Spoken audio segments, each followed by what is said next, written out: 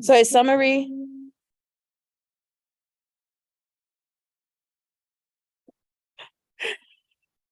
of written registrations submitted at noon on Friday, February 24th until 3 p.m. on Monday, February 27th follows below. One in support of the district requiring the best contractor to work with the district to pursue rebates that are available for electric school buses from 2023 to 2026.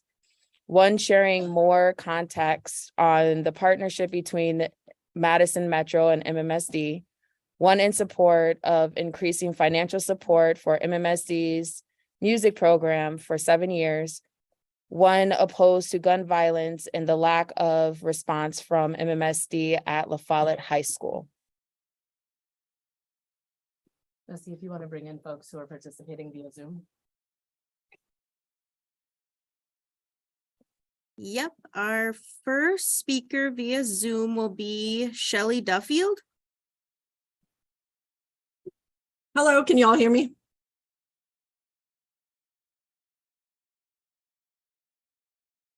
I'm here. Can you guys hear me? We can hear you now. Awesome. Thanks for having me. First off, my name is Shelly. I use she, her pronouns. I was 16 years at Schenck Whitehorse. Now this is my 8th year at Velma Bell Hamilton. Nikki, thanks for navigating and helping me get here tonight. You've been a huge help. So I appreciate that. My common thread is lack of resources and misplaced resources. Nothing you guys haven't heard, but a thread I want to continue to have you all here. According to national standards, we are at about 67% counselor coverage at Velma Bell Hamilton. We're about a quarter of a position short of a social worker at Velma Bell Hamilton. We are about 30% of social workers covered with 750 kids. And as you can imagine, this shows in very different ways and number of ways throughout the day of those lack of resources.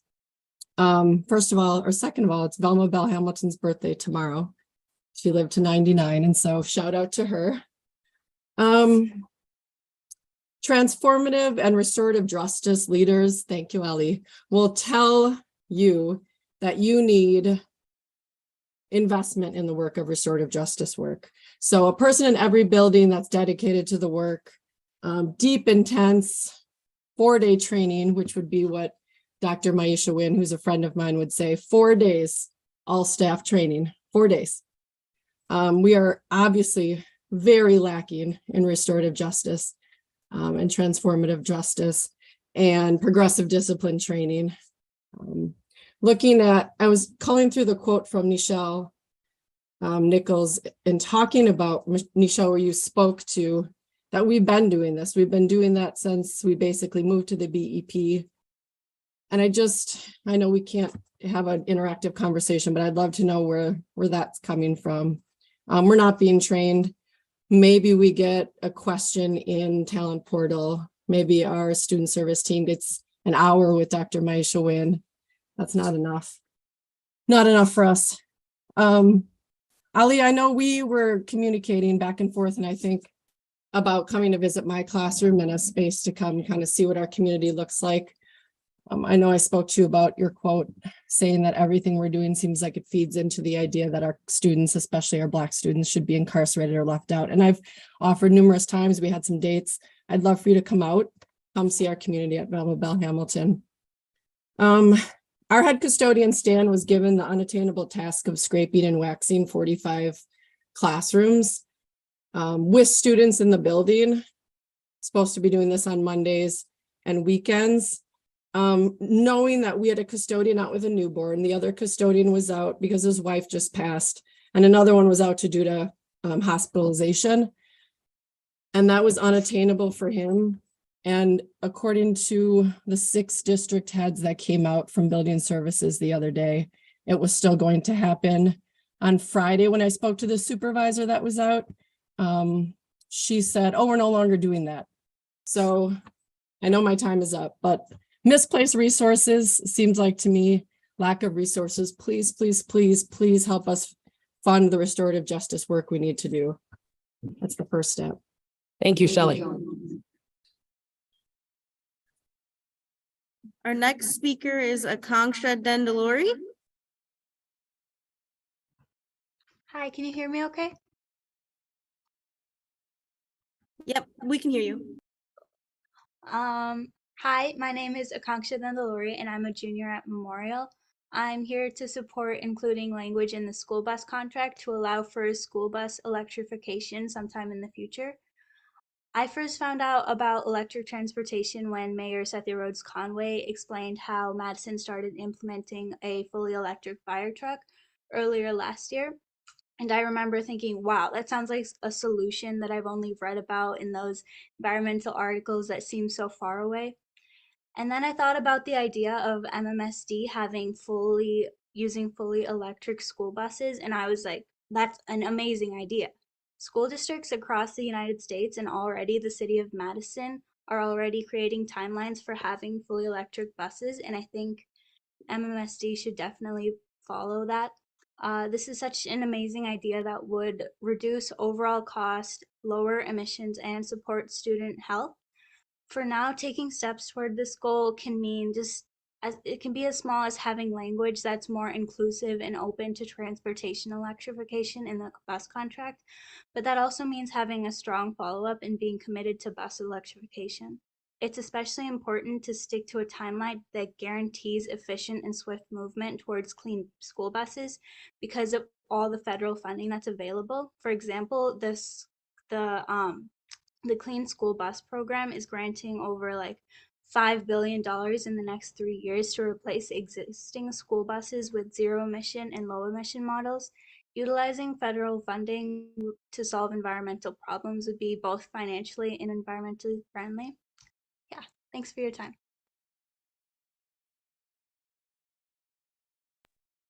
Thank you. Our final speaker is Andrea Graham.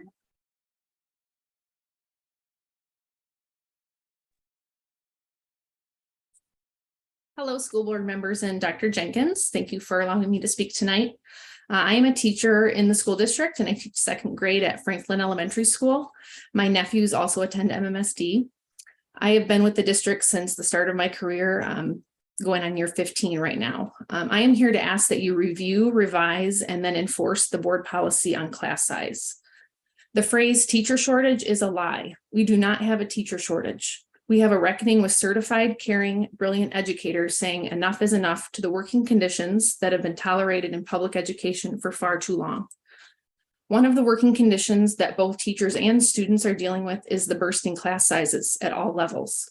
How our district can justify the class sizes currently seen during normal times in education, let alone our post-COVID world, is beyond alarming. My nephew's fourth grade class at Orchard Ridge Elementary, a Title I school, has 26 students. His teacher left mid-year, and I can infer based on information that I have and from my own day-to-day job that the stress was just too much. There are classes around the district in elementary school that have 30 students. It's way too many. I mean, I had less students in my college classes. It's just wrong, and class sizes that are manageable need to be a non-negotiable when allocations are made. In my second grade class, I have 26 students, 26 7- and 8-year-olds who deserve better. And honestly, need more than I can give. These are kids who spent the majority of their kindergarten year learning virtually. There are holes in their learning and social skills due to no fault of their own.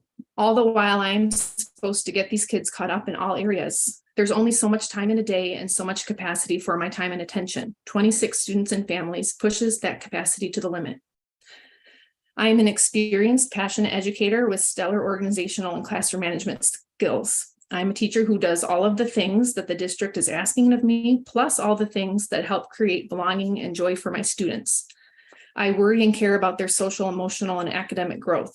26 is too many small humans to have in a classroom to ensure that I can do my job effectively while not burning myself out. I've heard it said that there is no conclusive research that class size affects student achievement.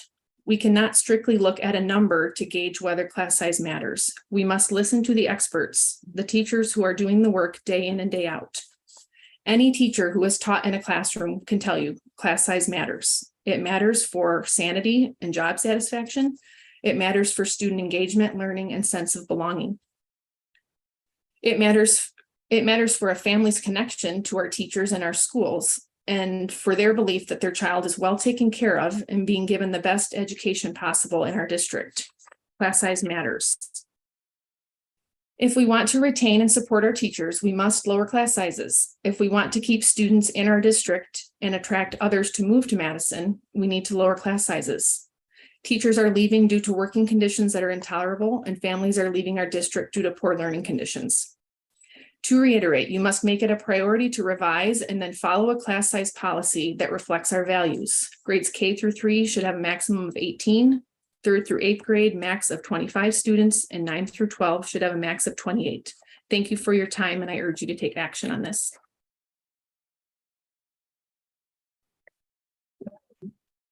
Tom Batch.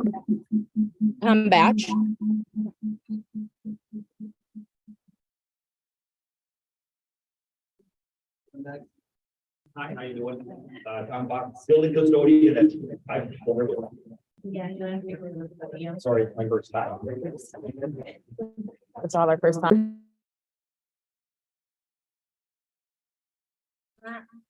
Not anymore. Now? Hi, my name's Tom Bach. I'm a building custodian at Sandberg Elementary, and I'm here today to speak on behalf of my fellow workers, for the fellow hourly workers who were left out of the last big pay raise. One of the things we learned during the pandemic, a lot of people learned a new term that was the essential worker. The essential worker is the person who's stocking the shelves, that kind of thing. Those of us that work in the custodial or grounds or maintenance, we already know what it means to be essential, already knew what it means to be essential. We're the ones who get up when it snows and everybody else stays home. We're in plowing. When there's a polar vortex and it's 25 degrees below zero and it's unsafe for the kids to go outside, we come in, make sure that the buildings are safe, and work our full shift. When there's a 4-day weekend and everybody gets to take time off to decompress with their family and friends, we come in on the Saturday to make sure that our buildings are safe. We have been for years now underpaid, and we haven't received the kind of economic benefits that we need in order to stay competitive. The school district hasn't been providing the kind of economic benefits that they need to our custodians in order to stay competitive in terms of hiring and retaining skilled and qualified workers. As a result of that, in addition to all of the things that we have to take care of as a matter of course, we're not required, but we now have to work extra overtime on a regular basis. If one of our colleagues, like my school, if one of my colleagues has time off for vacation or they come up sick, we very rarely get a sub. So one of us has to work overtime. It's a nearly constant experience for us to have to do more with less. And so what we're asking isn't for some pie in the sky, something or another. What we would like is for you guys to put some meat behind the phrase, thanks for all that you do. We heard it constantly during the pandemic. We hear it constantly now. Thanks for everything you do. What we'd like to see is some kind of tangible commitment on the part of the board and the administration to actually thank us for all that we do. Thank you.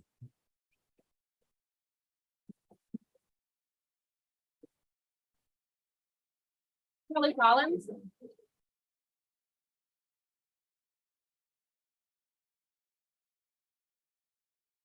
All right, good evening, everyone. My name is Dr. Kelly Collins, and I'm a physical therapist for the school district.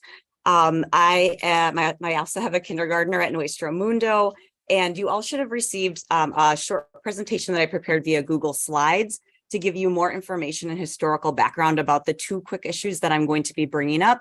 That way you have more information than 3 minutes can provide. So I'm here to discuss 2 significant equity issues that have occurred within the student services staff that have been created by inconsistent HR practices. Bless you.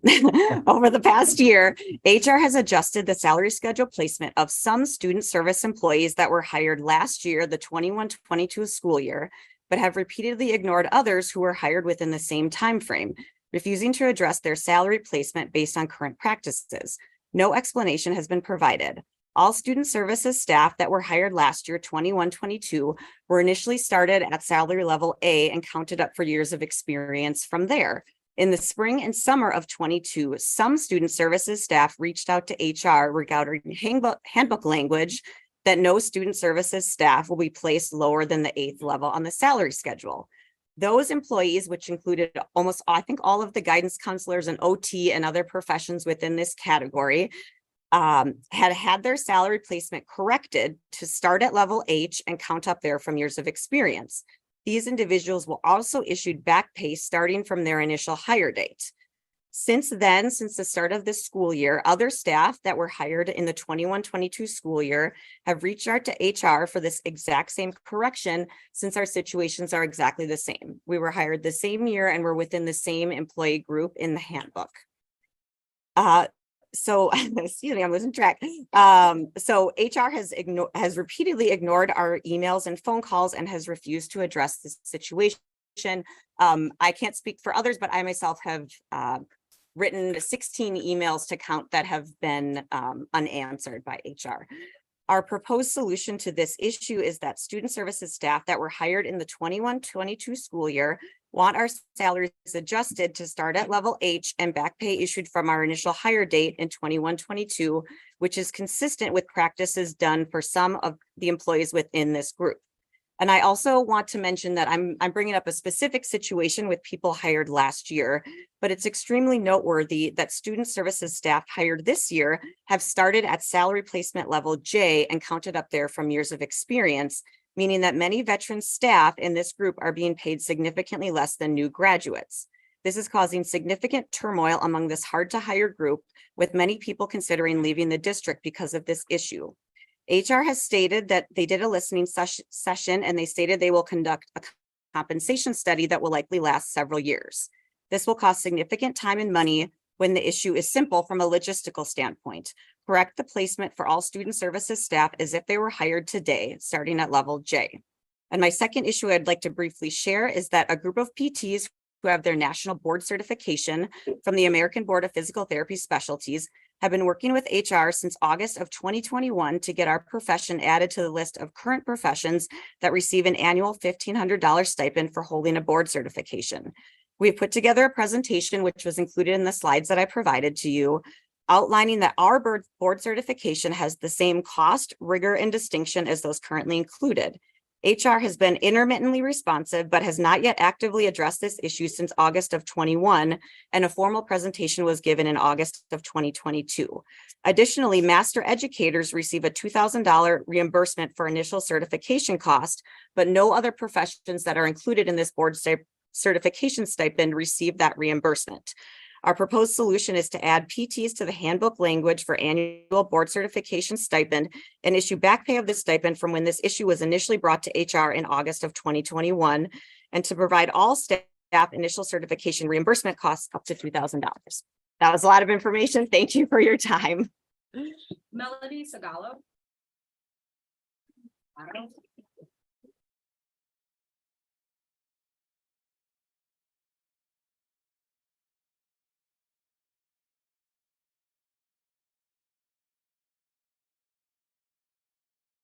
Hello, thank you for the opportunity to speak with you tonight. My name is Melanie Salgado, and I have been a school psychologist for the district since 2013.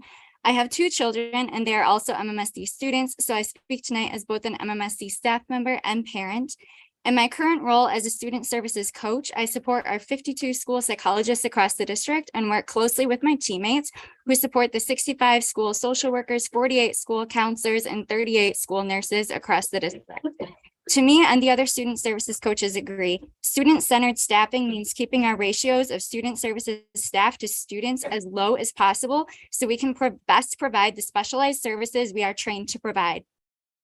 As school psychologists, social workers, counselors, and nurses, we are trained to implement comprehensive and integrated models of service delivery, including academic and behavior interventions, mental health supports, evaluation, assessment and data analysis, consultation with teachers, families, administrators, and community providers, culturally responsive services, crisis prevention and response, and the list goes on.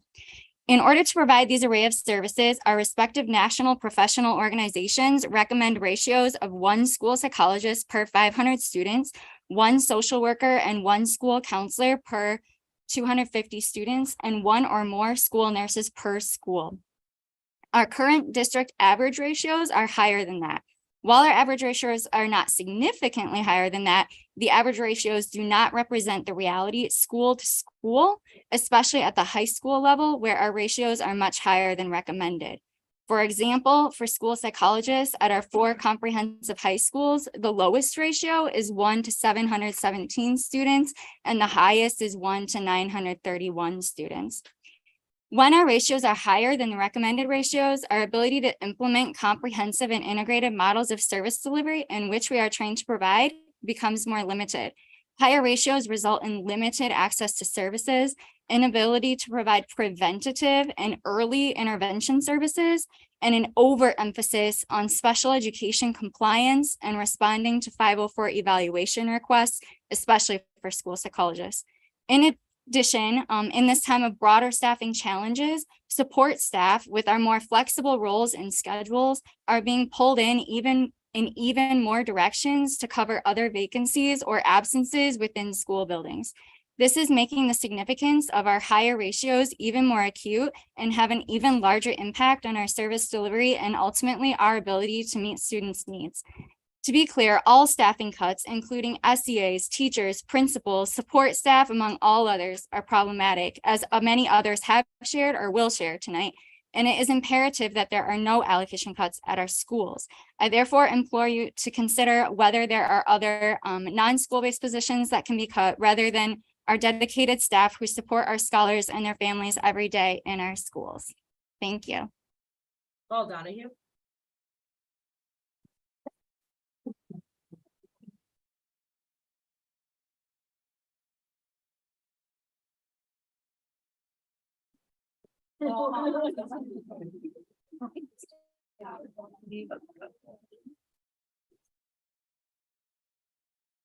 Hello, thanks for having me. My name is Paul Donahue, daytime custodian down at the Doyle Building.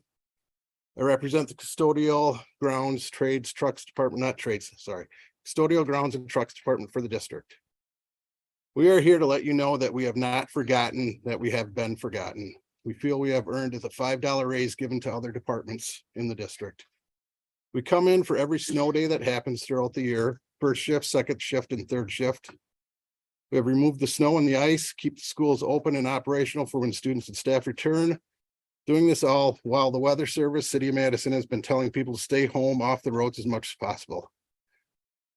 We understand that this is part of our job and we do it because of that. We just feel forgotten. The only other group that shows up as a whole during these snow days is the trades department. They too have been forgotten. We're the first ones in, the last ones out. Lights go on, lights go off with us. We work the weekends, including Sundays, on a regular basis. You could say we are here almost 24/7. We were here throughout the pandemic, putting ourselves in harm's way for students and staff. As a whole, we worked our regular hours during this time in our buildings. We were told that we were essential employees and the district needed us. We were happy to go to work. We took on more responsibilities, ordered and stocked more supplies, set classrooms, nurses' office, and other rooms up to battle the pandemic when staff and students were set to come back. We were told our schools never looked better, cleaner, more organized, ready to take on the pandemic when we reopened. We were told we were essential, then we were forgotten. Currently, we are down 21 custodians, unfilled positions, and that number could change, it may have changed. It has been this way since early on in the pandemic. In a single day, when you had the vacations, people out sick, people with workers' comp injuries, family medical leave and other leaves, we can be down upward of 50 to 60 custodians a night at times. That is 25 to 30% of our workforce.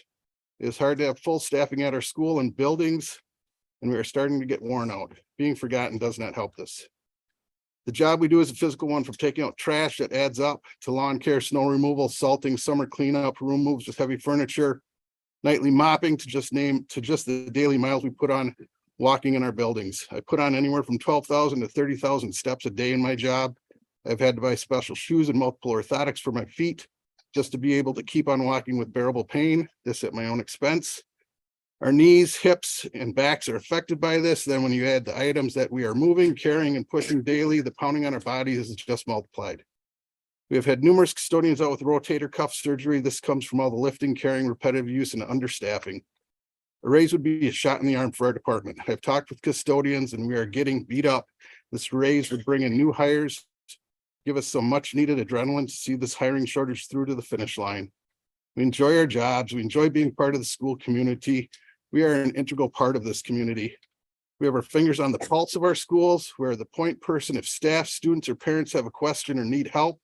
This $5 raise would go a long way to showing the appreciation of all the work we do around here on a daily basis. I do not represent the trades, but I do believe that they deserve this raise also. Their pay is nowhere in line with what tradespeople are making on the outside of the district, and we are losing and at risk of losing more very good qualified tradespeople. All we are asking is to be included and not forgotten. Thank you all for your time.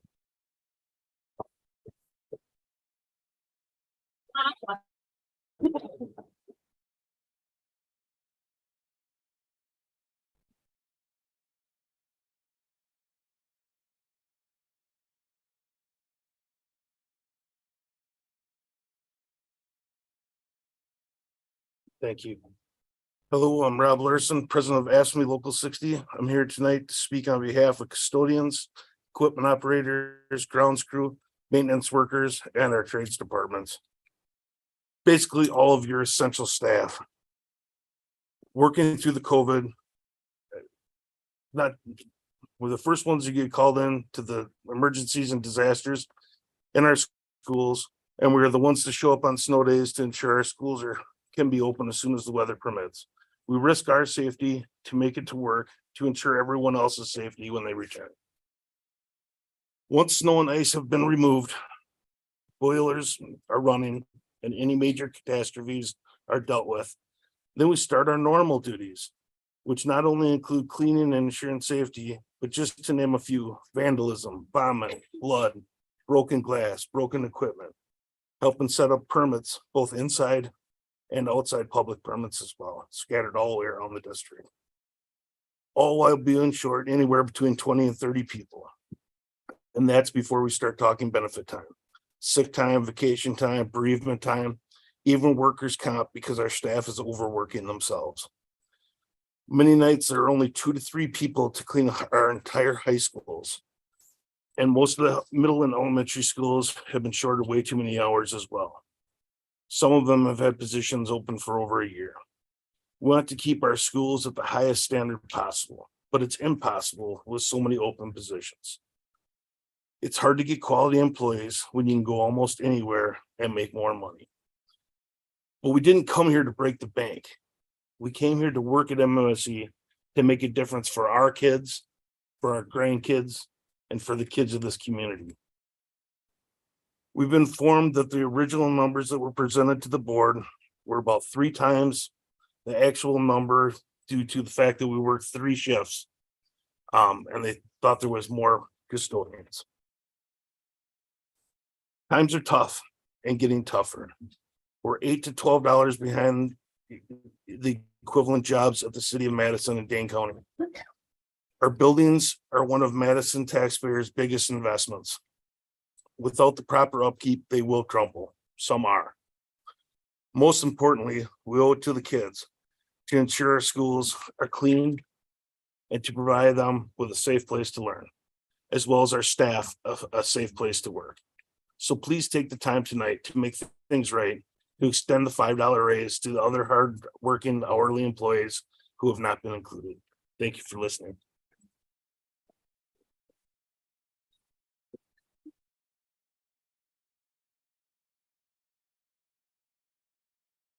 All right. You guys can come through. Okay. All right. Good evening, board and Dr. Jenkins. My name is Andrea Misrally, and I am a proud Madison resident here speaking to you. Dr. Jenkins and the board, you guys have spoken about wanting MMSD to be leaders in Dane County, the state, Wisconsin, nationally, and even globally. We aren't there yet, but I believe we can get there, and we share the same aspirations to make Madison schools the best for all of our students. When we work together to make our students the best, we won't have to discuss enrollment at all the school board meetings because everyone will want to be a part of Madison schools. The first step in making Madison schools model schools starts with staffing. We need to have fully staffed schools for the 23-24 school year. We need all positions filled. We need an ocean size of the subpool. We need to treat all staff well so that they feel valued by MMSD. If we're going to accomplish these first steps to making Madison schools model schools, the board and admin need to work fast with MTI to make it happen. MTI is committed to working with the board and the community and our to create the student and community for our students. We want to create the schools that Madison students deserve. Our students deserve student-centered staffing, no cuts to school-based positions, smaller class sizes for better learning environments, enough support staff to meet the needs of our students. We need to have respect for staff's time, protected collaboration time for educational support professions. We need 75% of professional development time should be staff determined. We need fair pay, routine annually budgeting for a full cost of living adjustment, which is 8% for this year. Contract pay rates for all work beyond regular duties. We cannot try the same thing over and over again and expect different results. We need to be proactive and can't drag our feet any longer. Next month, other Dane County schools are posting openings for the 23-24 school year. So the time is now, not later. Tonight, you'll hear from other dedicated staff who want to stop our mass educator, the mass educator exodus to here in our nation, actually, and help create a plan to retain and recruit the best educators for our students. We need to do this together immediately to create the schools that our students deserve.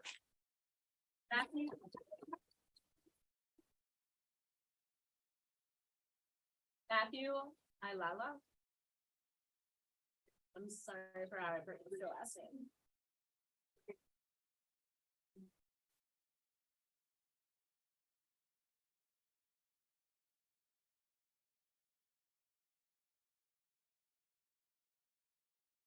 Hey, everyone. I'm Matthew Ayala. I'm a building custodian. I've been with the district since 2008. I just want to say, I believe that speaking not only for myself, but for the trades here, the custodians, and anyone else who might have been left out in the raise that happened, I'll be real with you. People are feeling it. People are not feeling the welcomeness, or they're feeling the unjust that has been done. I feel you guys have the ability to change this in some form or the other. Like Tom and everyone has said, you know, we're here when the disasters happen. When you guys have that snow, we're right behind those salt trucks, chasing behind them to make sure you guys can get in the buildings. When you guys have those water leaks, we're there sucking it up, mopping it up. We're there for you. We got your back. We're hoping you guys have ours. And like I said, we got a lot of hard workers here, and I think we should be included. So I appreciate your time. I just wanted to put my 2 cents in. So I appreciate your time, and thank you, everybody. Thank you.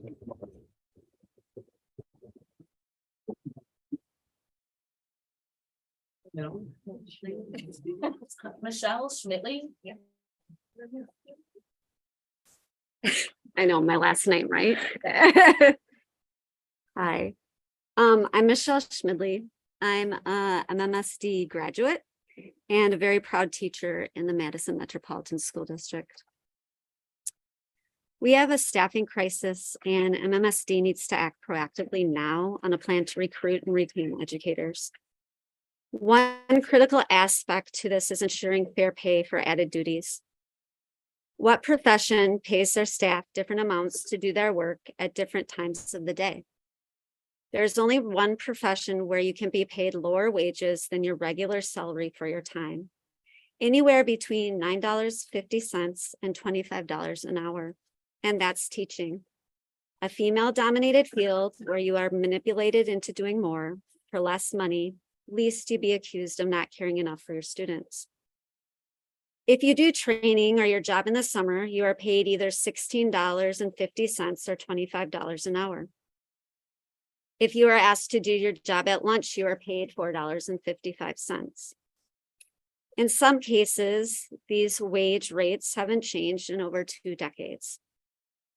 My colleagues and I are being asked daily to work beyond our regular workday because of our staffing shortage. Unfortunately, the value of our work changes due to what time of day we're being asked, ranging from lunch, prep periods, summer, or working an evening sporting event. Our jobs have been getting harder and harder as we are asked to do more and more, yet our pay doesn't reflect these challenges. I don't know of any other profession where you're asked to do more work and be paid less than the contracted rate to do it. We're asking the board to stop this disrespect to our profession and the scholars we serve.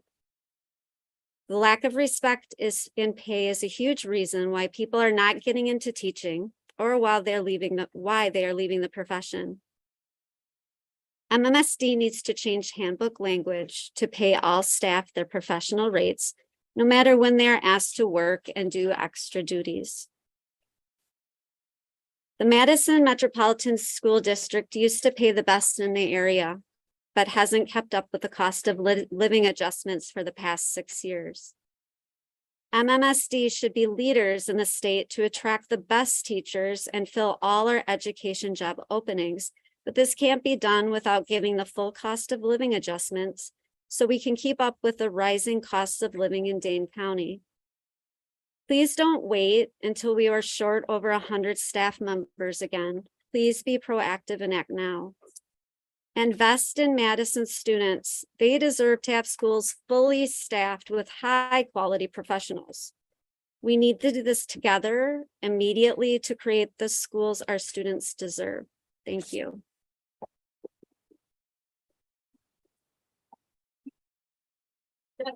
Lyon.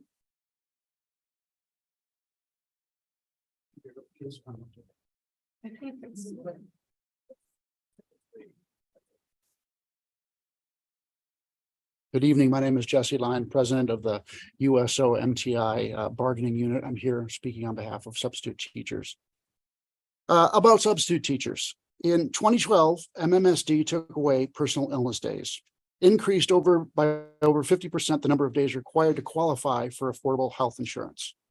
As a result, unlike teachers and EAs and SEAs who need to work only 50% to qualify for it, substitutes must now work 80%, 140 out of 180 days to qualify for the affordable health insurance. Training, orientation, and support of substitutes on technology, classroom management, and other topics was minimal when I began subbing in 2000. I have heard from many subs hired in recent months and years that even that support has largely disappeared.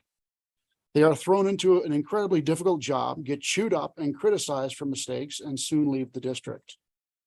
Imagine any other employer hiring a new employee, giving them little training or support, and the employee promptly failing to do the job well.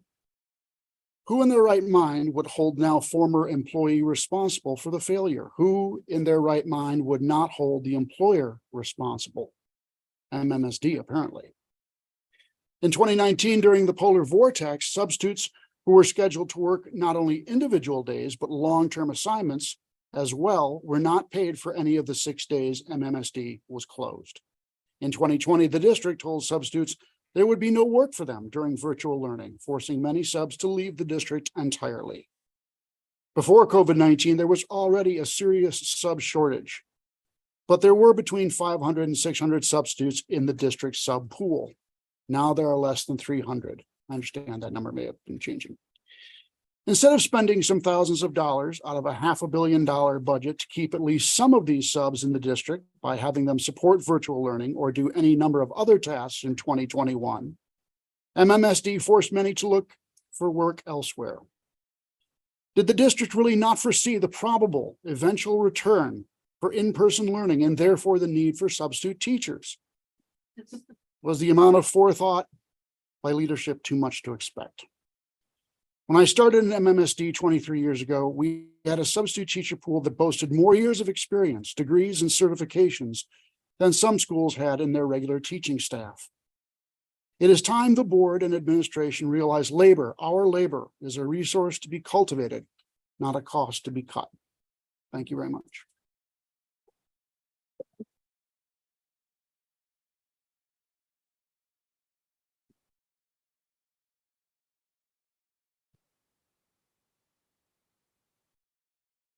Hi, thanks for having me. So I'm one of those subs. I was hired as a permanent substitute teacher at the very end of 2018, which I was happy about because I like being hired directly by the school district instead of going through a temp agency like Middleton and Monona. It made me feel like I might be part of something instead of just someone who was a placeholder. And at the same time, I also really like the flexibility of the job because I'm also a working artist and sometimes I have to leave town for gigs in other places. So I got started. I had some very difficult days at first, as well as some truly wonderful days. I went to all grade levels and tried schools all around Madison. And it's true that I encountered some very difficult discipline issues in a few classes that I was ill-equipped to handle and often felt like I couldn't get effective assistance.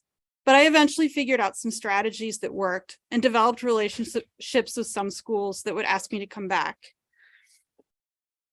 Then came the pandemic. There was no work for substitute teachers. And so after I stopped receiving the pandemic enhanced unemployment, I had to find other work. In the fall of 2021, I was working out of state temporarily. I came back to town in early 2022 and decided to start subbing again.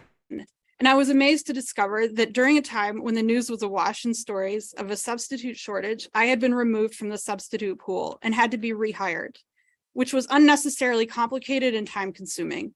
I had to go through almost the same procedure as I did when I got hired the first time. And this time it was almost impossible to get my emails returned by administration.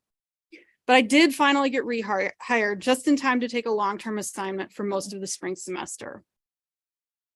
Being dropped and then having to reapply really made me feel like the district wasn't serious about solving the substitute shortage in MMSD. I kept subbing this fall, but in January, I started 2 new part-time jobs at UW. My half-time advising job earns me benefits like health insurance, sick days, and retirement, which I don't have as a substitute teacher. My salary for that position, plus the lecturer job, which I also hold, which is basically adjunct professor, adds up to what I earned as a substitute teacher. But because of the benefits, it is a much more sustainable job. On top of that, I don't have to deal with the behavior challenges that at times made subbing extremely stressful. And that was not very often, but occasionally. I just want to be clear about that. I care about public education in general and MMSD in particular. And I really believe that every single young person has the right to a good education and a safe school. They should graduate with the ability to lead a positive adult life and take their place in society.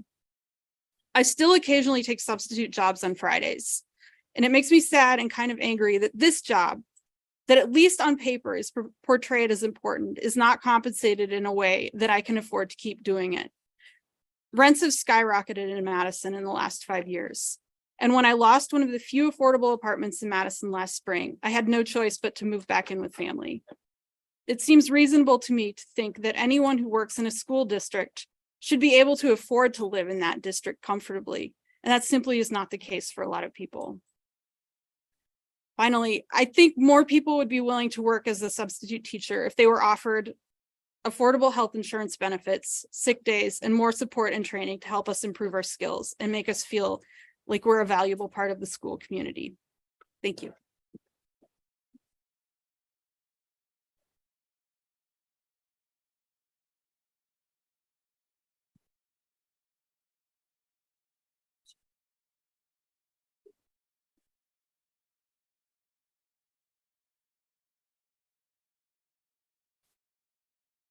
Good evening, board and Dr. Jenkins. My name is Jenna Jackson. I'm a 15-year education veteran. Most recently, I served as an advanced learning teacher leader at Whitehorse Middle School until about 2 weeks ago, when I felt I had no choice but to resign. I was grieved to leave students in the middle of the school year. but I cannot participate in a system that I believe is actively harming students and sabotaging their futures, while simultaneously silencing educators.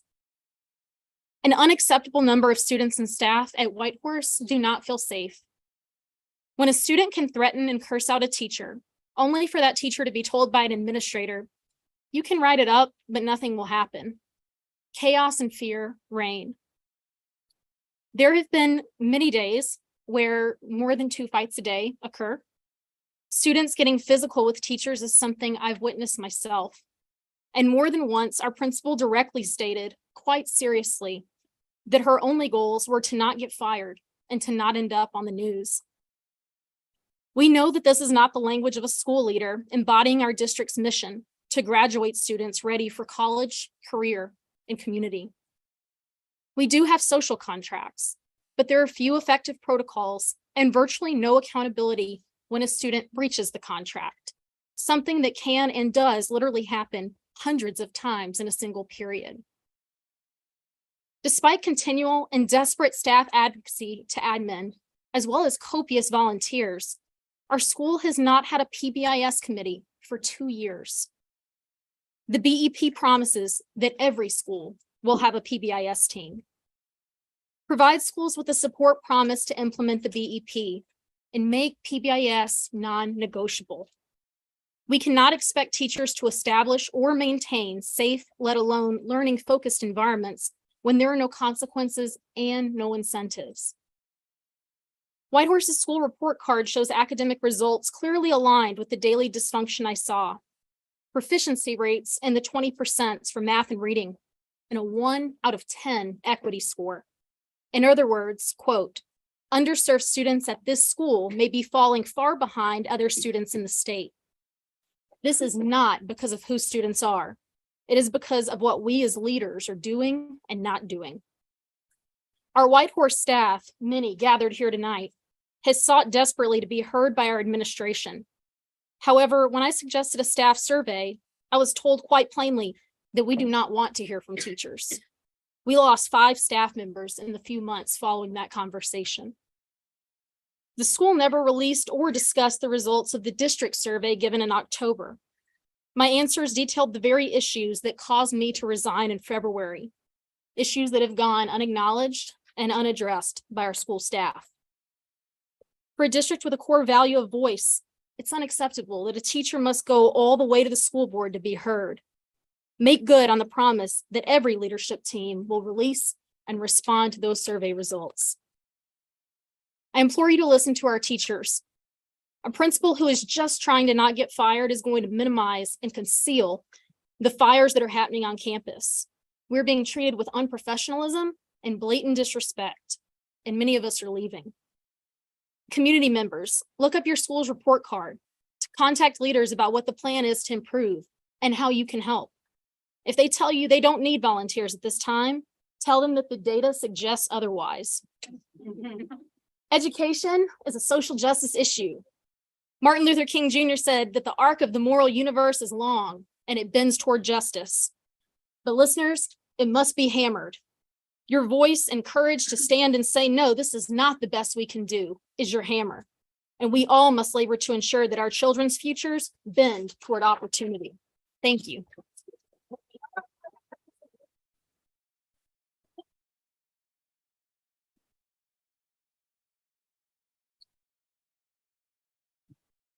Holi Harris.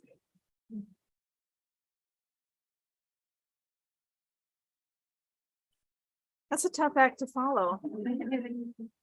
Dr. Jenkins, the board, thanks for taking the time to listen to us this evening. I am a bilingual resource teacher at Kennedy Elementary. I've been there since 2018, and I've been an MMSD parent since 2016. I have a daughter at Whitehorse.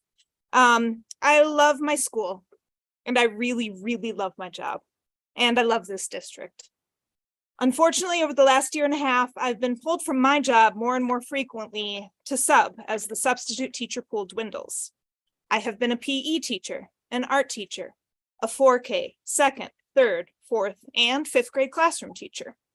I've subbed over 40 hours during this school year alone. Every time I am pulled away from my multilingual students, they miss out on specialized small group instruction that very few people in my building are qualified to provide. They have a legal right to these services. If I have to be absent, I very rarely get a sub of my own. My English learner students are almost entirely students of color, and this misuse of my time undermines the district's equity efforts at the core. Again, they have a legal right to these services. The kids I work with are often refugees, having fled dangerous and traumatizing situations in their home countries. At school, I am their trusted adult. Our time together is the highlight of their day, a place where they feel successful and safe. They often come with very low literacy skills, as refugee kids frequently have large gaps in their formal education. By asking me to sub again and again, we are withholding essential supports from the most at-risk students. The lack of subs affects every member of the staff at Kennedy. Teachers are reluctant to take days off, even if they need to, because they know that it will negatively impact their coworkers. People are covering for each other, missing planning time, and managing overcrowded classrooms. The sub shortage has a very negative effect on morale. What is the district doing to address this ongoing substitute teacher crisis? Thank you.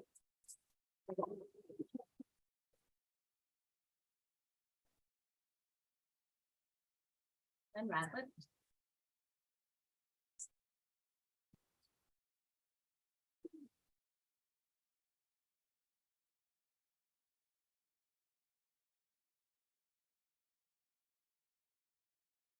Hey everyone, thanks. My name is Ben. I work with, I'm a labor organizer with AFSCME, the American Federation of State County Municipal Employees.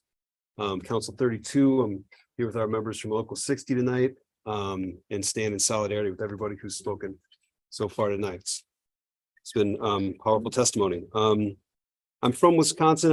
I went to Park School Elementary and Memorial High School, but for about 4 years, I left the state.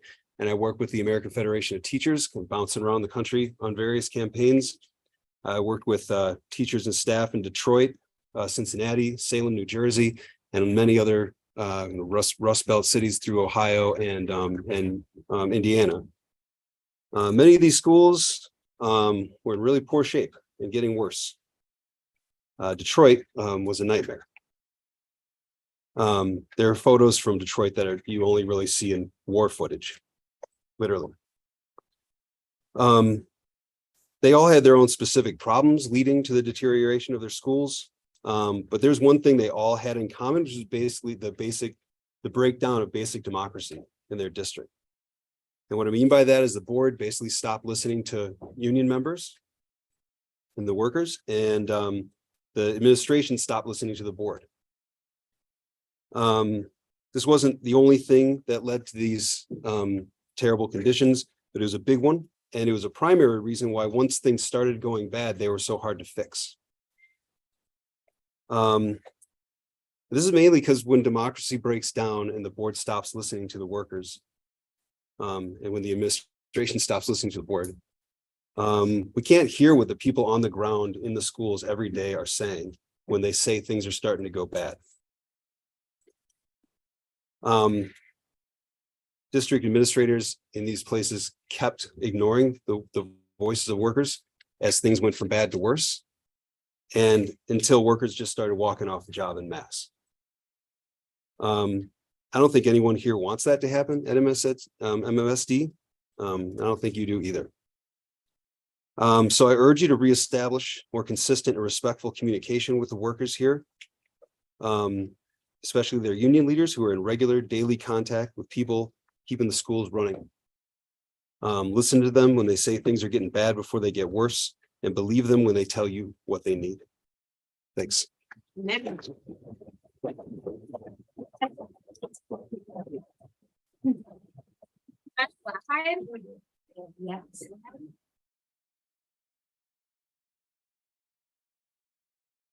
Short. I'll start with you. All right.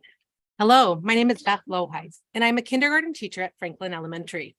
I have been working at MMSD for 13 years, teaching for 23, and I appreciate the chance to speak to you tonight. I also wear other hats besides being a teacher. I'm a parent of 2 teenagers at West and a taxpayer. I'd like to share with you my feelings around some challenging areas in our school district. The three areas are compensation, transparency, and class size. As I'm sharing my lived experiences with you, please remember that I am speaking as both a teacher and a parent. The first issue I would like to discuss is staff compensation. Each and every year, it is an uphill battle to fight for a livable wage. I spend countless hours trying to communicate with MMSD and the board about paying us fairly. Every single year, I am left shaking my head that I have signed a contract without an accurate salary. Let me ask you, would you sign a contract without a correct salary listed? Every year, on top of my job duties, I am also called upon to advocate for a living wage. It is my strong belief that we should not even have to negotiate on COLA, cost of living adjustment. Every single year that we do not get our COLA, it is an effective pay cut. It is my strong belief that it is time for this district to actually invest in the staff, the ones that you are asking to do the hard work. Pay us a livable wage, and please stop making us beg for our COLA every year. Your upcoming budget decisions will truly be proof that you stand behind your words, that your staff, me, my colleagues, is fundamental to this district's success. My second topic is transparency. My view is that this district is not transparent. This makes me feel devalued as an employee and as a parent. What I hear from my children and my community is vastly different from what I read in the newsletters from MMSD. It is my strong opinion that it should be easy for a taxpayer, such as myself, to look at the MMSD website and find an organizational chart, which lists who does what in our district. And I ask for your transparency around our upcoming budget and the decisions that need to be made within the parameters. Having transparency would help the community be able to trust you. What we hear in the news and in the community is not a match for what we read about in district emails. A suggestion that I have would be for each of you school board members to create communities at each and every single education site. Ask us, ask all of us, or a small group, ask me. We will happily tell you what is and what is not working. Use that information as you make your decisions. We will be transparent with you. Can we expect the same from you? I implore you to be transparent and cast away the shroud of secrecy that has for so long been MMSD's practice. My final point to discuss with you tonight is that of class size. This is an issue incredibly important to me. I want you to stop and think. How many students in a classroom do you feel is the right amount to give these amazing children the education they deserve? Now, I invite you to ask the school staff, the same ones that I'm asking you to come out and reach out and talk to, ask them, how many students should they have? How many students should they have in order to make an impact and give them the education they deserve? We are tasked with educating America's youth, and this is not a task that I take lightly. In fact, you can ask every single family, including Maya's, I have worked with, and they will tell you of my commitment to their child. Large class sizes are not good for students. They are not good for staff. Please, I beg of you, set a cap on the class size. I thank you for the opportunity to speak in front of you this evening. I want MMSD to be the district that we all envision. I want it to be the place where all students, my own in my classroom and my own at home, can thrive. I want all these students to leave our district college, community, or career ready. I don't think we are there yet, and I believe that your upcoming decisions will have the deepest impact on making our collective dreams for our school district a reality. I thank you again for your time.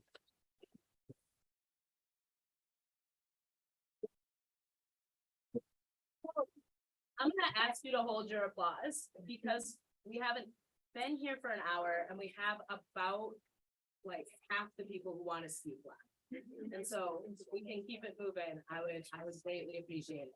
Justin Stranenberg.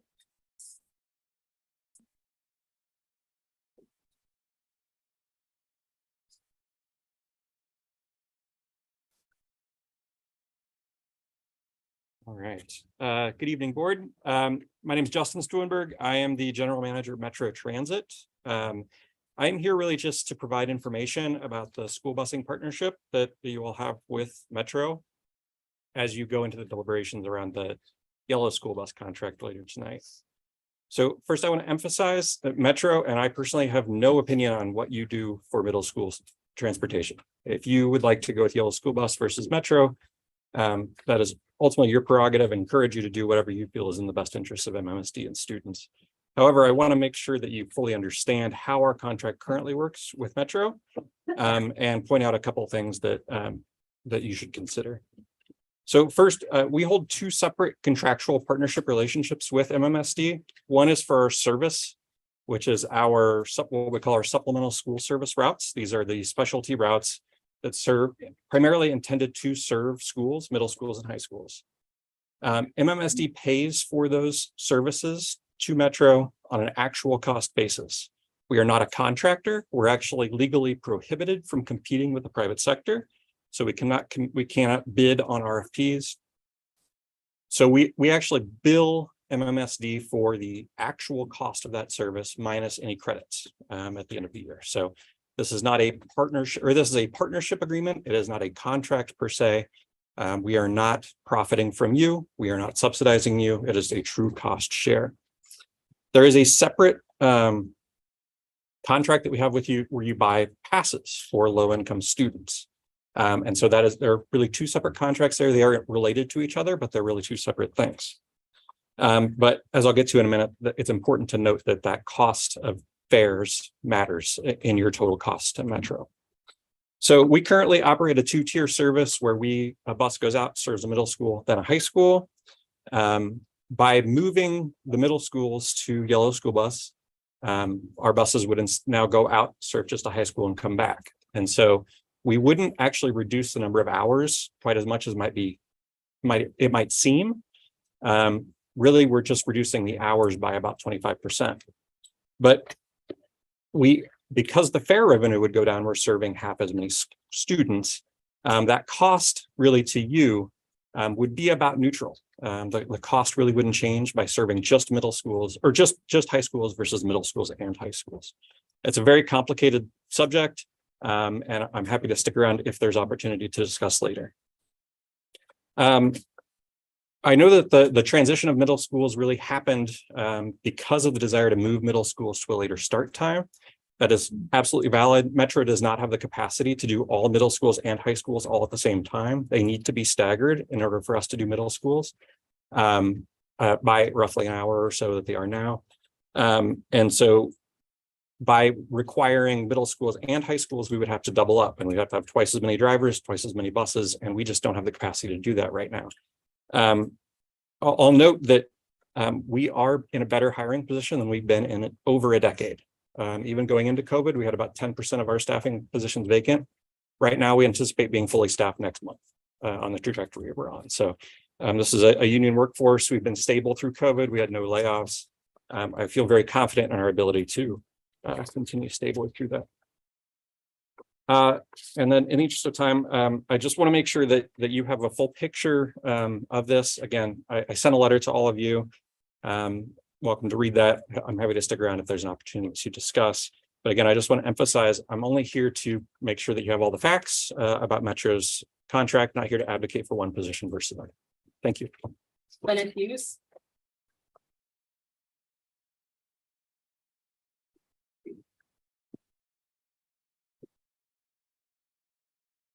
Good evening. Thank you for this opportunity. I'm Dr. Gwyneth Hughes, 7th grade math teacher at Tukey Middle School.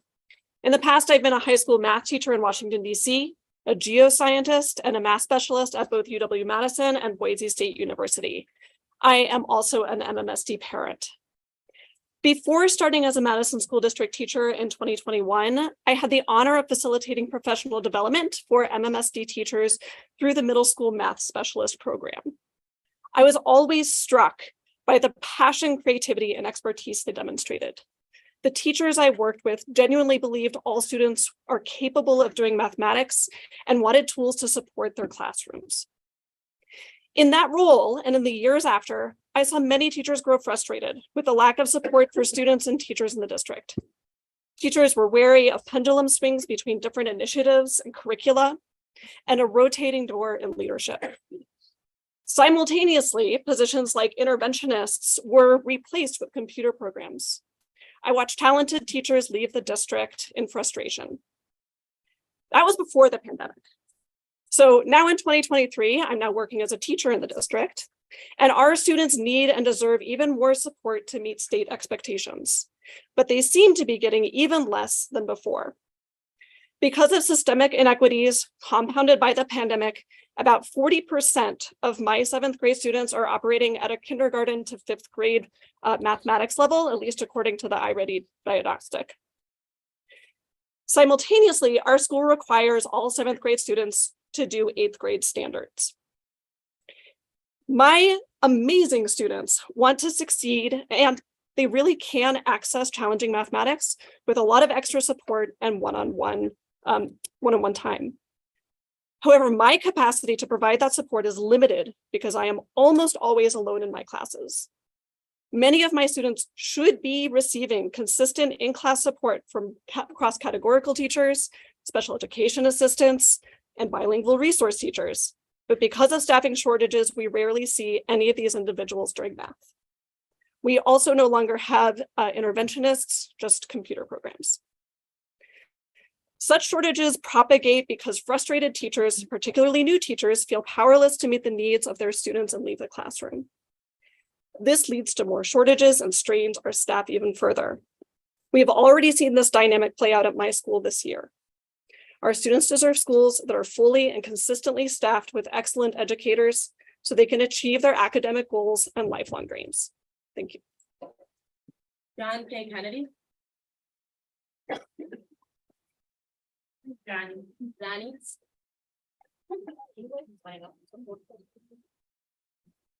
Tracy Drill. On deck. I'm like, Johnny's up there. Hello, everyone. Happy Monday. I most definitely did not come here to speak. I had actually came here to support a friend. But then I realized that it really needs to be spoken out, and our teachers need more support than what they're getting. I am a first-year CC teacher. I started off at Whitehorse. I stayed at Whitehorse for 2 months, and then I transferred.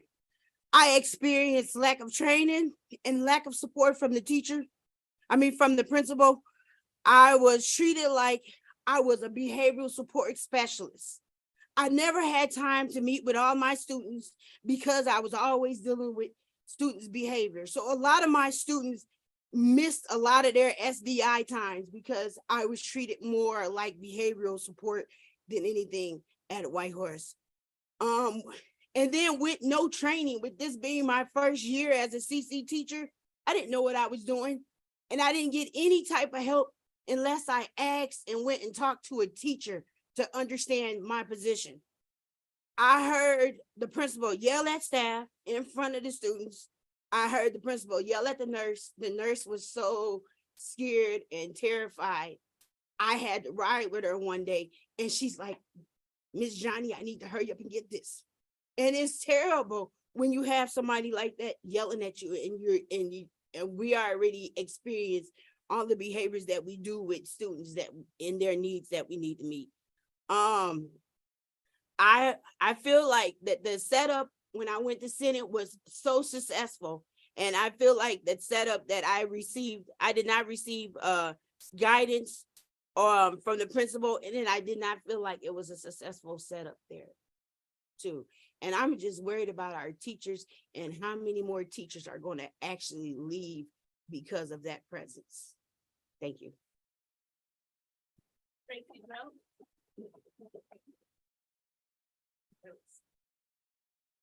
Price is on deck. I'm sure. I'll be all right. I'm not that old yet, Nikki. Hi, my name is Tracy Drill. I'm a CC teacher at Senate Middle School. And I just want to say a few things. There are hundreds of things that teachers do every day. From the minute we get into the building, we're on the go. Not only do we do the things that people assume that a teacher does every day, planning, grading, things like that. We have so many other responsibilities that people will never think about. Almost every teacher can tell a story about students who have come to them looking for help because something at home isn't right. They are tired, hungry, struggling emotionally because there is a situation that no child their age should be in. Students facing poverty, homelessness, missing basic needs are often not able to access their education, even when they know it's important and they really do want to learn. Understanding that a student's emotional and physical needs is imperative to helping them learn. In order to do this, we need time to work with our colleagues so we can best support our most marginalized students. We ask that as professionals, we be given the autonomy to use our limited planning time and professional development time to be able to work with our educational support personnel and teaching teams. We need the time to build the relationships necessary to support our students in the way they need to be successful. It seems like a very reasonable ask. Let us do our jobs. We know what needs to be done for our students. They're not just numbers to us. They have faces and feelings. I have been a combination of a parent and a teacher in this district for 26 years. My 5 daughters, I was also hired by Carletra, one of the best principals I've ever worked for, have gone through East High School with great success. We literally bleed purple and gold. There was a day that people moved to Madison to feel that way because of the schools. There was a day when one teaching job would have 300 applicants. Those days are gone and our challenges are many, but I believe we can bring those days back. If we treat teachers and educational support staff like the professionals they are in the community, we need support and resources. School community, we need support and resources. And one of the most precious resources is time. Most of us keep coming back to MMSD because we love this district. And more importantly, we love these kids. The students are why we do what we do every day. Please give us the professional respect to allow us to do what we know is best for our students. Thank you. Okay. And Susan Cohen, you're on deck. I come to speak about the news that I received about Dr. Jenkins leaving. Super saddened about the news about Dr. Jenkins leaving. Just being a mom in the district with 4 children and all the work that he brought to the district, early literacy speaks value to me. As you know, only 10% of African Americans are succeeding in this school district. And it takes time. It takes a process. And I felt that process with him. So starting over with a new superintendent is going to be an effect on these kids. Ali, in your statement you wrote, being a Black person and the first in anything is hard. Being a Black woman, we labeled as aggressive, right? Have that same grace. I see you, right? And our kids are failing.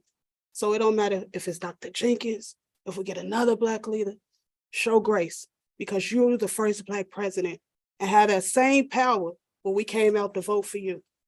Maya, don't blend in, bleed on. Michelle, being in the district, you know what we need, how we need it, what we need. Don't blend in, blend on, be your authentic self. Because at the end of the day, our kids are hurt. My kid ain't in private school. I believe in the public system. My kids are Black kids. So I just ask that when you get a new superintendent, I can't ask this man to stay, that you show him grace. Because you said it. It's hard to work being the first Black person in anything that they do. That's it.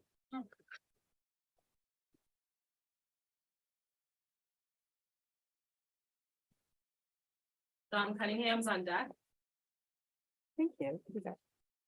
Hi, I'm Susan Cohen. I'm a retired MMSD science teacher from Cherokee Middle School. And as you may or may not know, this is Public School Week. And I'd like to take this opportunity to put it in the record to say publicly, thank you to our MMSD staff, to our teachers, to the administrators, to the volunteers, and to the board. I know what y'all do, and it seems inadequate, but really, thank you for all you do.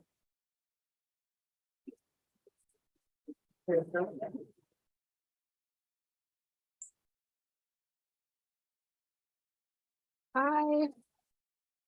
Okay, so I am Dawn Cunningham. I'm a MMSD parent, wife of a music educator, and an evangelist for Madison Public Schools. I always say I would not send my kids anywhere else in the world for any amount of money in the world, and I mean it. I am here tonight to advocate for music education in our schools. I'm working with a group that has been strategizing about music in our schools for a few years, and they haven't come forward to actually advocate in the past because of all of the struggles that we have in our schools. But let's not face it, let's face it, these struggles aren't going away. And we feel like now it's critical because music ensemble groups in particular had a really hard time during COVID. I saw a lot of teachers throughout the state doing some really creative things to help students, but like nothing can replace that in-person group ensemble. You can't do a group ensemble via Zoom. So now, next year, for example, music is on the rise again. And at East, the incoming freshman class is triple the size that it was this year. And I think part of that is due to some good collaboration and programs that cost either no or little additional money happening at Sherman. And I was so excited about the momentum. And then we learned on Friday that there are cuts being made to music across the district. And I basically have 3 asks tonight. 1, please don't allow any cuts to music in this school year at this critical time when we're trying to rebuild. 2, increase spending, increase music allocations by a minimum of 10%. And 3, I'm talking in 23-24. And 3, this year, please help to can we hold a special meeting for all stakeholders to discuss music in our school? Madison has been dying a death of a million little cuts in terms of music. That's making it increasingly inequitable. And our difficulties to hire and retain staff has predated this teacher shortage. Jobs here, we'll see, like my husband started here, there were only 3 candidates, and all other schools he's ever worked at have had 150 candidates. And this is, like I said, before the teacher shortage. Oh my God, my time is almost out. I could tell you all the great things about music and academic and social emotional skills that it helps. And that, you know, for me personally, it was not only important and enriching, but also life-saving. If I'm allowed to go a little past, I'll just say that as a child, we moved a lot. I attended 11 schools by the time out the 11 elementary schools, always moving in the middle of the year. And I know a lot of our students in this district experience that same high mobility. What stopped, I now live in the 23rd house I've lived in. Our moving stopped when my stepdad died when I was 11. And my biggest fear at the time was that I wouldn't be able to continue taking violin lessons because we were going to have to move back to an area where they didn't have it.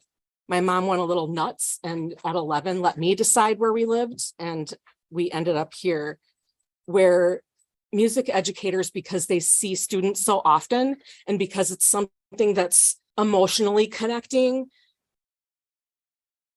those were the trusted adults in my life. I came from a family where there's a ton of mental illness, addiction, poverty. I was the first in my family to graduate college and to be married before having a baby and not drop out. My education has empowered me to be an entrepreneur, to be an evangelist for Madison Public Schools, and to do a lot. And I mean, that's part of the reason I'm an evangelist, is for equity and empowerment and freedom for people. So without those trusted adults after the death in our family and all of that moving, which was very traumatic for me, I wouldn't be where I am today. So it's not just important for people, I think it's critical. And so please, the 3 things, and I see that nobody's taking notes. So I wrote on Post-its for all of you my ask for the 3 things. Thank you. Okay, I know this, I know how it is. There's a lot of notes. This is gonna be a long thing in your time. Here's what links that I made, and I, you know, it's on my paper. Thank you. And it's good. Heinecke.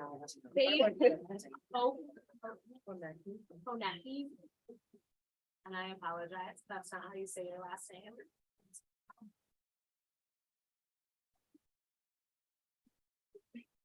My name is Faith Heinecke, and I'm here on behalf of the Westworld Language Department.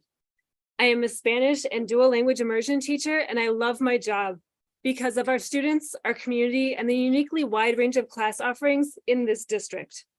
I'm here on behalf of my district colleagues and most of all, our students. I'm here speaking tonight, and many of us are, because we are all concerned about the staff to student ratios in our classrooms. At West, we've lost 15 full-time teaching positions in the past 5 years, while our student population has not declined proportionally. Under these conditions, we cannot support our students effectively. To ask that we accept increases in class sizes is unethical and antithetical to the district vision. Our students deserve better.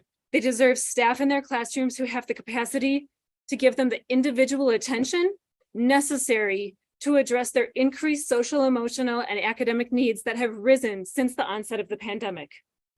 I'd like to share some of the trends that we are seeing in our schools that negatively impact our students across the entire district. In world language classrooms, our level 1 classes, which often are our 9th graders and our highest need students, are slotted to be 29 to 30 students and above.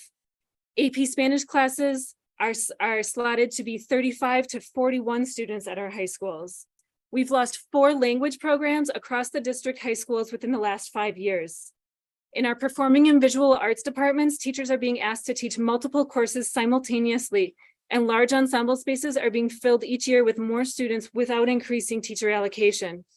This diminishes access for many, does not support equity, and is elitist in that families that can afford supplemental school curriculum, can't afford to supplement school curriculum will be more and more likely to do so, while families that cannot and are already stretched thin will be left out. This is backward and speaks to something which Madison public schools do not give lip service. In physical education, teachers are being asked to accept over 40 students in general physical ed classes because we can no longer offer the electives students have requested. Across our comprehensive high schools, our core classes, which include Spanish language arts in our dual language programs, are scheduled for 29 plus students across the board. At West High School, 9th and 10th graders are now being given release periods due to lack of course offerings, a consequence of lack of allocation. A release period is not a study hall. It is a period in which students do not have a class. They should not be in the building during these periods, but due to busing or transportation issues, they wander the halls unsupervised rather than leaving the building. We propose enough allocation of staff to have a cap of 25 students for all level 1 and 9th grade classes, regardless of department. We propose an update to the allocation formula used by the district to acknowledge that students are taking and need to take more than 5.5 credits per year to graduate college, career, and community ready. It also needs to take into account the number of students that enroll after the course request process, private, newcomer, refugees, etc. We need adequate support staff to monitor our hallways and other unsupervised classroom spaces, and a strict and effective district-wide policy on cell phones. We are here not to ask for more and more. We are here simply to ask for what is necessary to meet the unique needs of our students and hold them to the high standards that MMSD purports to expect, that all students graduate college, career, and community ready.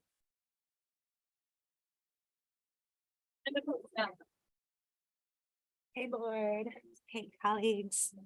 It's good to see you guys. I'm Amanda Pastel. I am the Spanish teacher at Cherokee Middle School.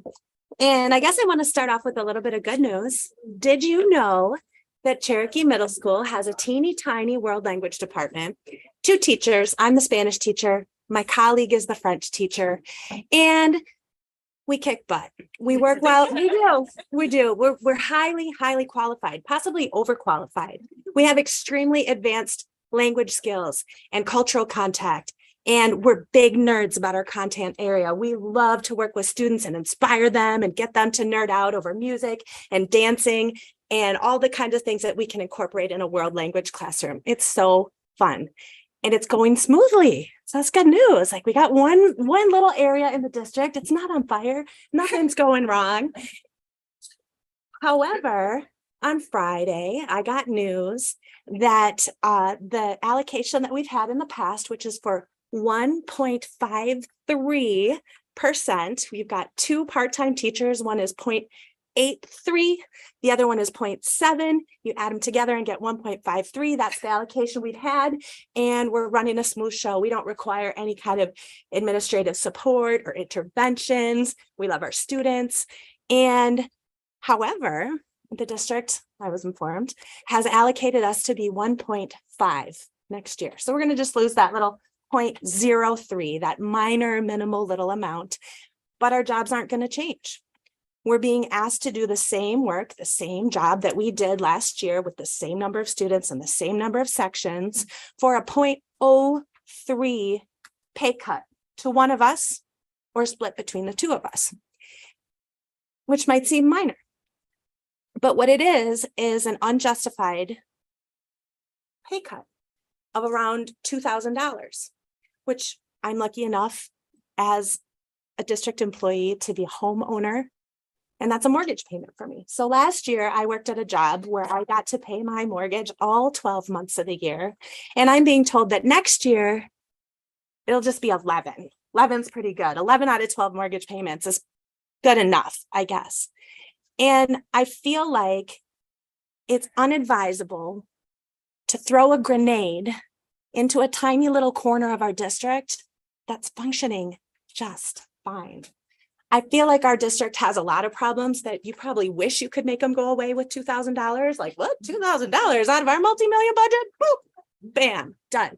But instead, people are making decisions in the administration that are generating new problems over what I think in a multi-million dollar budget amounts to pennies, parsing pennies, and not just causing a problem where no problem existed before, but demoralizing 2 really passionate teachers who love their school and love their kids and love their jobs, where there's stability. And we were sticking around. We've already stuck around. We had plans to stick around in the future, but it's a little slap in the face and it's unnecessary. And what we want to do is support our teachers, inspire our teachers, thank our teachers.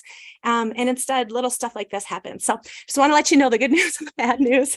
And I appreciate what everybody does for our district and for our kids and our whole community. And thanks for giving me the time to speak. Thank you.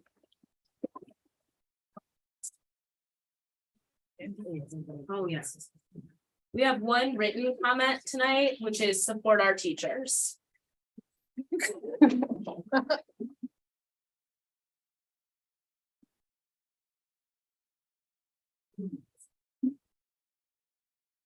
I move that the Board of Education approve the minutes from the regular board meeting dated January 30th, 2023. Second.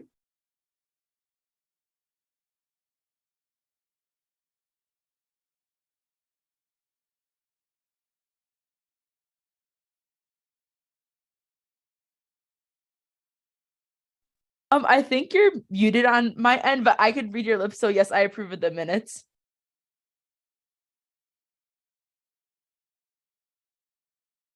Go ahead. Sorry, we were muted. Oh, yep, I approve of the minutes.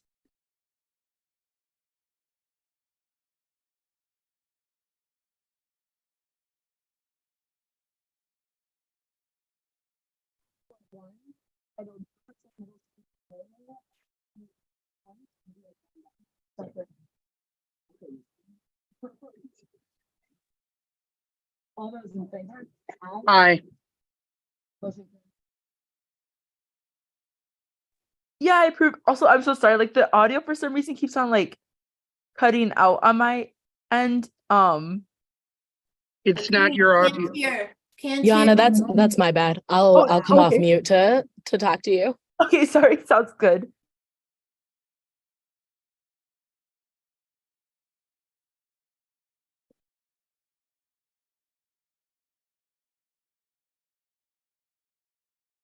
Before we dive into the Jefferson renaming conversation, we want to bring the folks who led that conversation forward. Dr. Hicks. I need to recuse myself from everything regarding the Jefferson naming due to a conflict of interest. May I please be excused until the issue has been discussed? Absolutely. How do you want us to let you know when we're done? I will just stand outside. Okay. This way, Nikki. Nikki, I'm turning off your camera for you. Yes, please do. Yeah. I got it. Yep.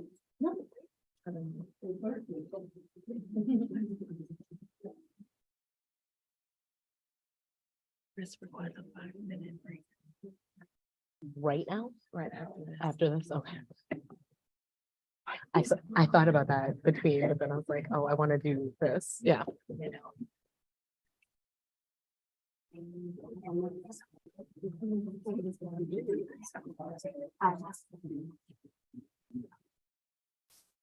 Hi. Dr. Hicks, do you have any final things you want us to know about the process? Oh, yes, thanks. Dr. Hicks, is there anything else you'd like to let the board know about the renaming process or the recommendations that are in front of the board at this time?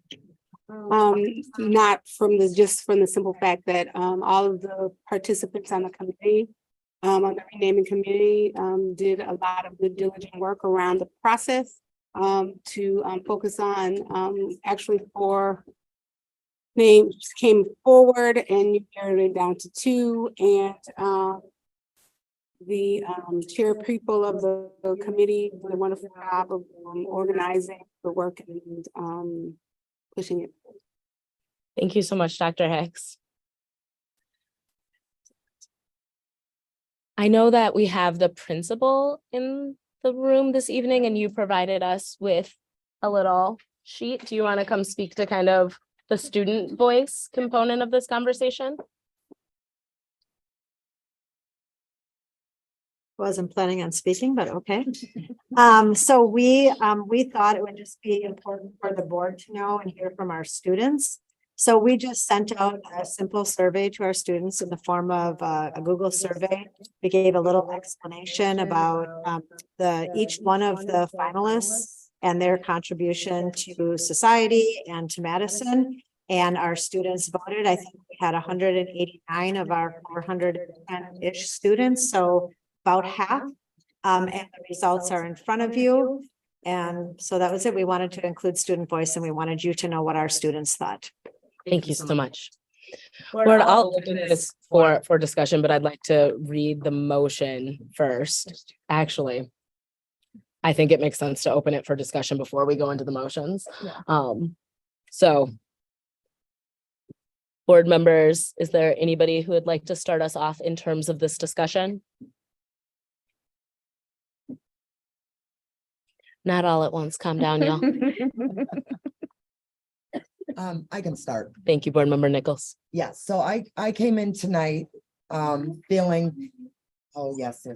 Sorry. No, thanks for the reminder. Okay.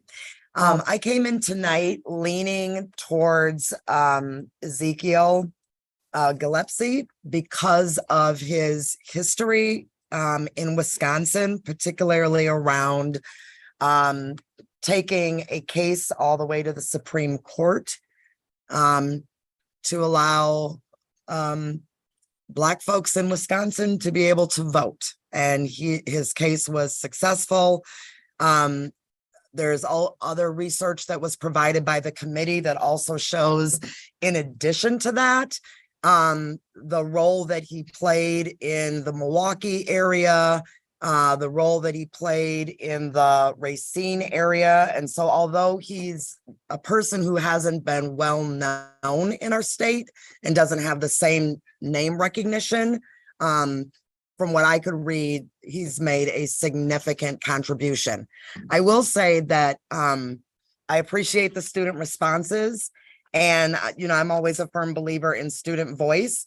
I do think Maya Angelou is an amazing person as well. And so, if there are board members that feel like we should go with Maya Angelou, I'm not gonna be upset about that. But I did come in with Ezekiel Gillespie as the person I would like to go forward with.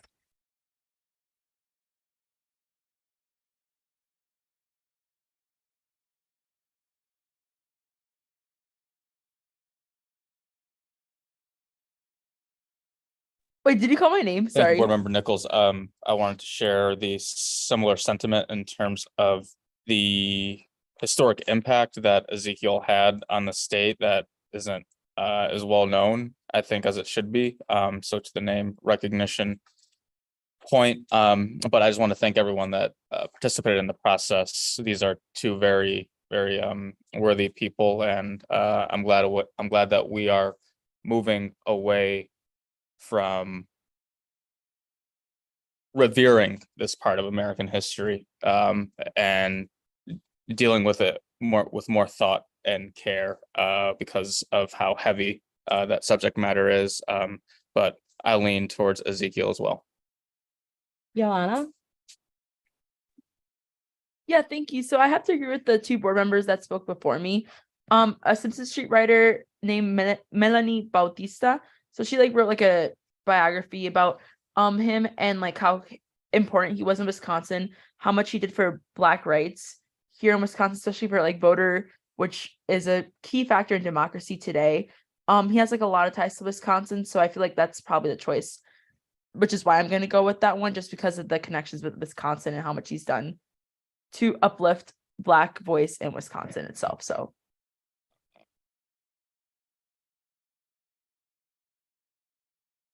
Further discussion? Board Member Pearson? Yeah, I'm in a very much the favor of what my colleagues have already mentioned tonight. And I know that I've said this before, I would like us to hopefully in the future move away from naming schools after people. However, I do think that Mr. Gillespie is a really good example. If we were to name after a person, to name it after him. I have voting rights in Wisconsin because of this person. So I think that it's really important that we have our students understand the history and feel empowered and the value that their name of their school gives them and in their future. So I'm in that favor.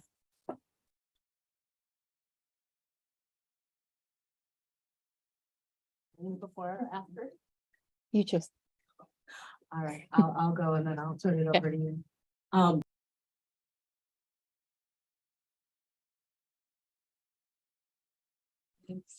I came prepared to vote very similarly to my colleagues who have already spoken, and yet I find myself incredibly torn at this moment. Yeah. I think in middle school, the desire to be self-determined is pretty profound.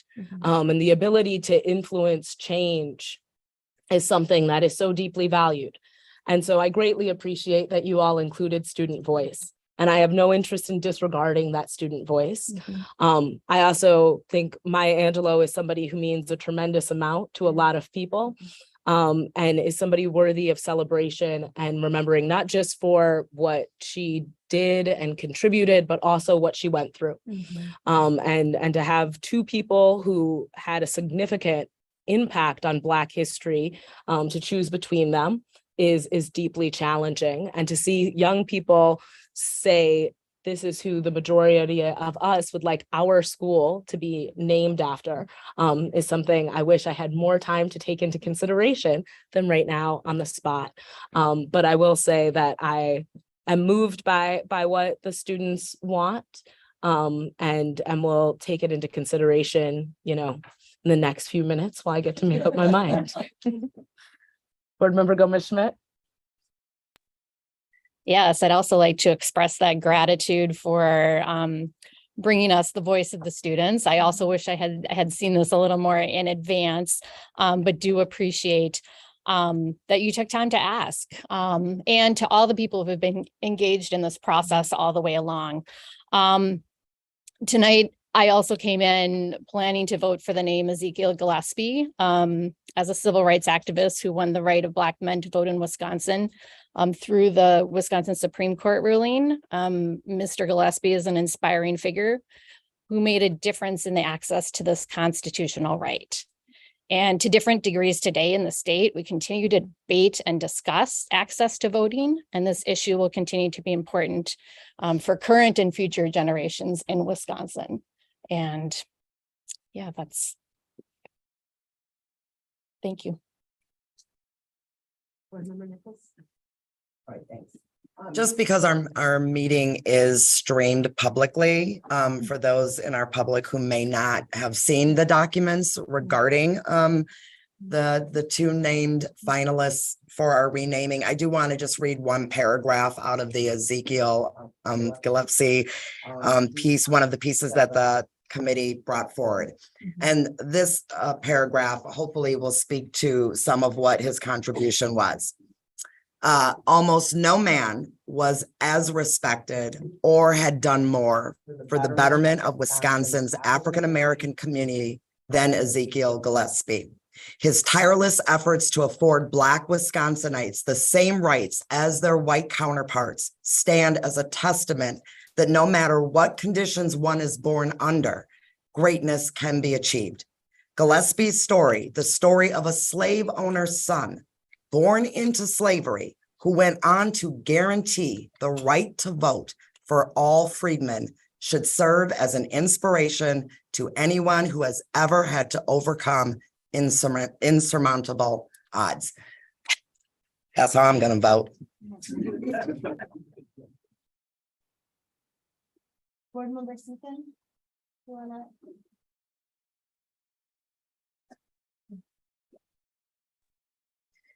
I really came into this meeting with an open mind. I think we've been given two people who both are incredibly worthy of having the school named after them. And so mostly I wanted to hear from other board members. I'm tremendously moved by the students, and I agree that tugs at my heart a lot, that they have a strong feeling towards having the school named after Maya Angelou. I don't think we can go wrong here. Right. Great.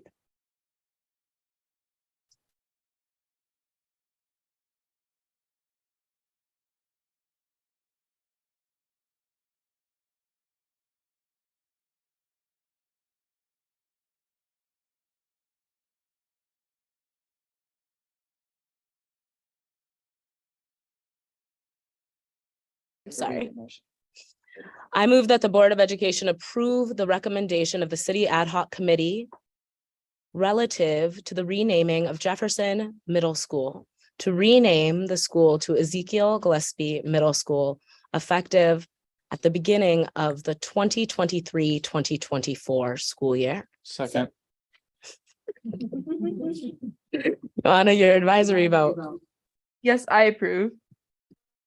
I'm going to do a roll call vote, and I'll start with myself. Aye. Board Member Gomez-Schmidt. Aye. Board Member Pearson. Aye. Board Member Castro. Aye. Board Member Nichols. Aye. Board Member Simpkin. Thanks, y'all. Board Member Vandermeulen. Abstain due to conflict. All right. The motion carries 6-0. 601. 601. My bad. Thank you.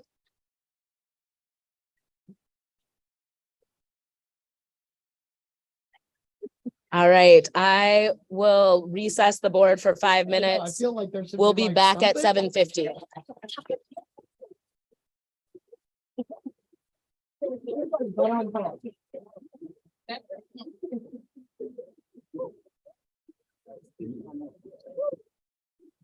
Four. How are you? How are you? You wanted to go for Maya Angelou? That's my girl. I love me some Maya. Angelo. Like I love Maya. my name is Maya. Let me stop. Yeah. My back was hurting.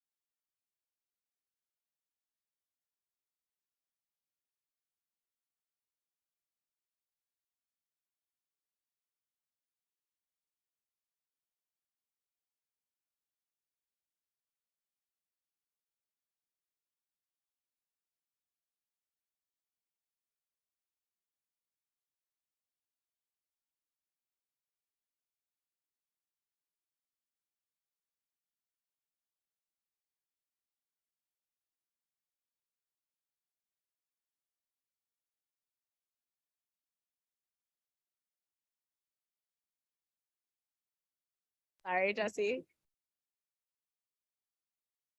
We start with some pretty sad news, remembering Beth Staffen. The board would like to pause to remember Beth. Beth was a longtime MMSD educator who served as an English teacher, literacy coach, and assistant principal. Most recently, she was working as an interim principal in the Verona area school district. She passed away unexpectedly earlier this year and will be missed greatly. Celebrating our community. Throughout February, our community of scholars, families, staff, and friends have celebrated Black History Month. Our schools held amazing cultural performances for students and staff, worked to create inspiring experiences for our children and youth. At the secondary level, Black student unions planned a range of activities in schools in celebration of Black excellence.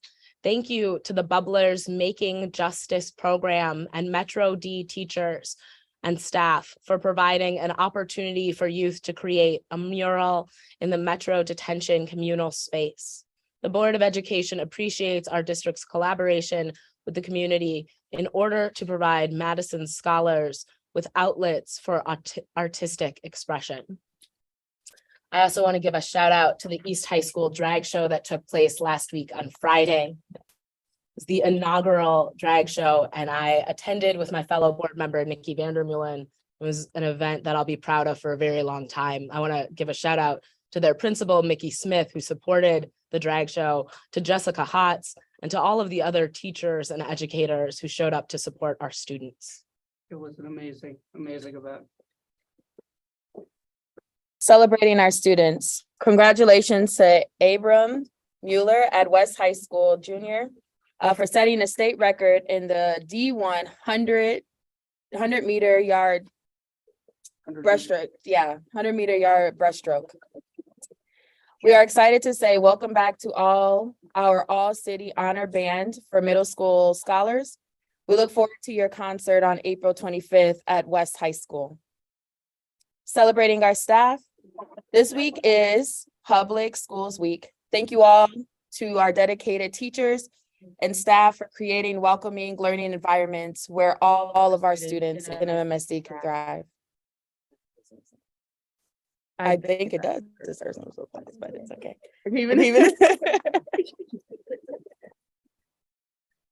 Upcoming board listening sessions. The MMSD Board of Education will hold 4 in-person listening sessions at the district's comprehensive high schools in March.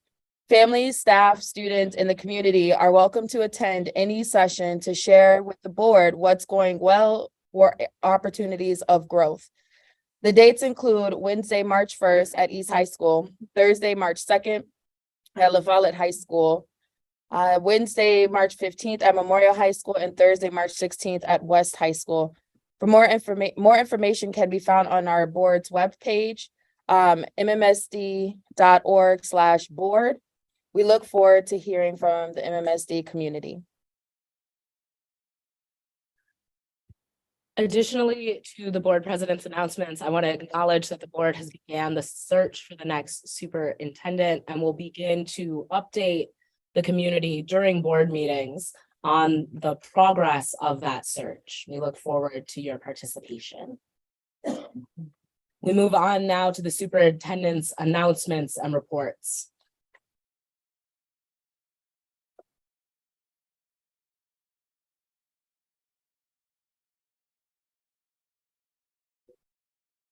Okay, there we go. Can you hear me clearly?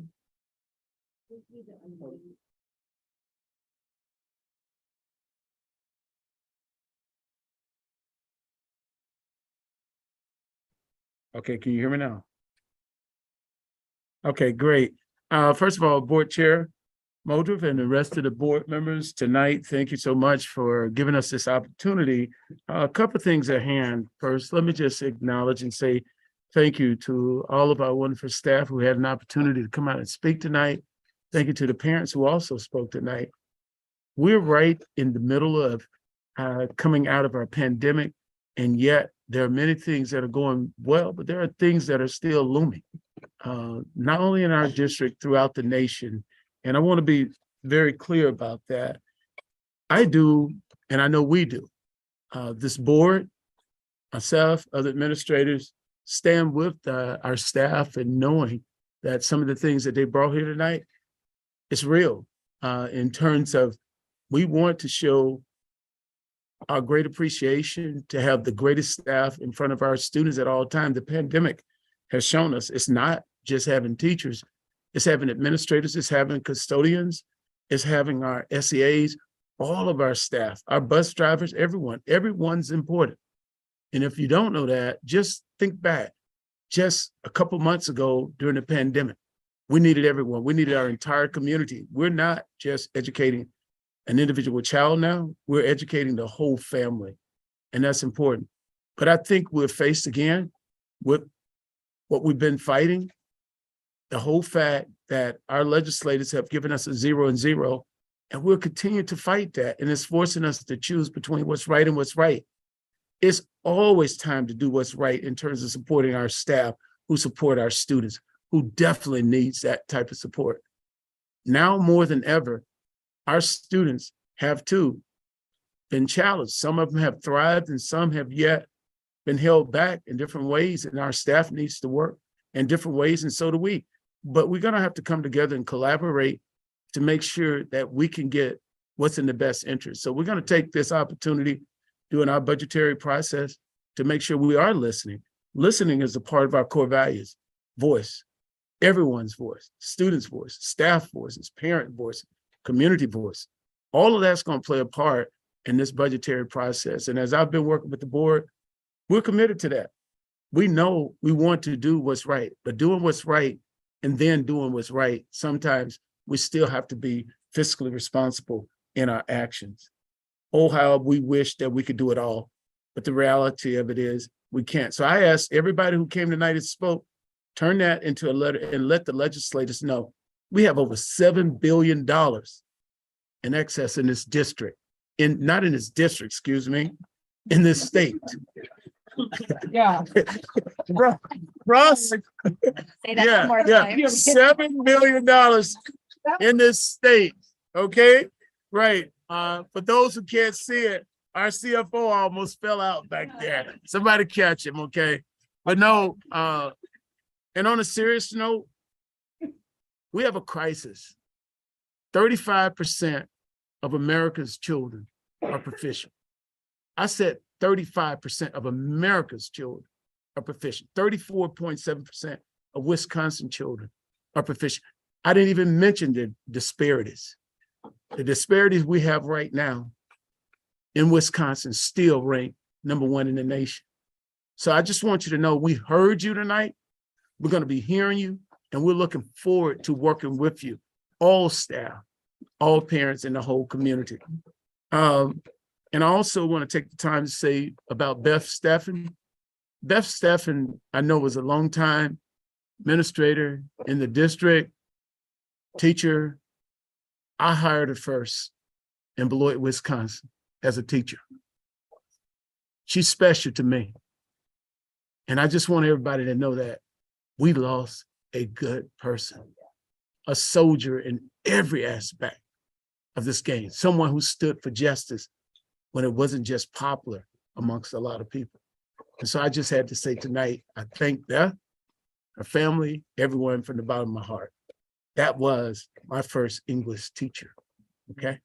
So tonight we have an amazing opportunity to hear from someone who's going to bring us our story, our historical story about what's been going on at HR. And HR is a part of the district. It is the heartbeat of how we put staff, teachers in front of our children, administrators, how we hire as custodians.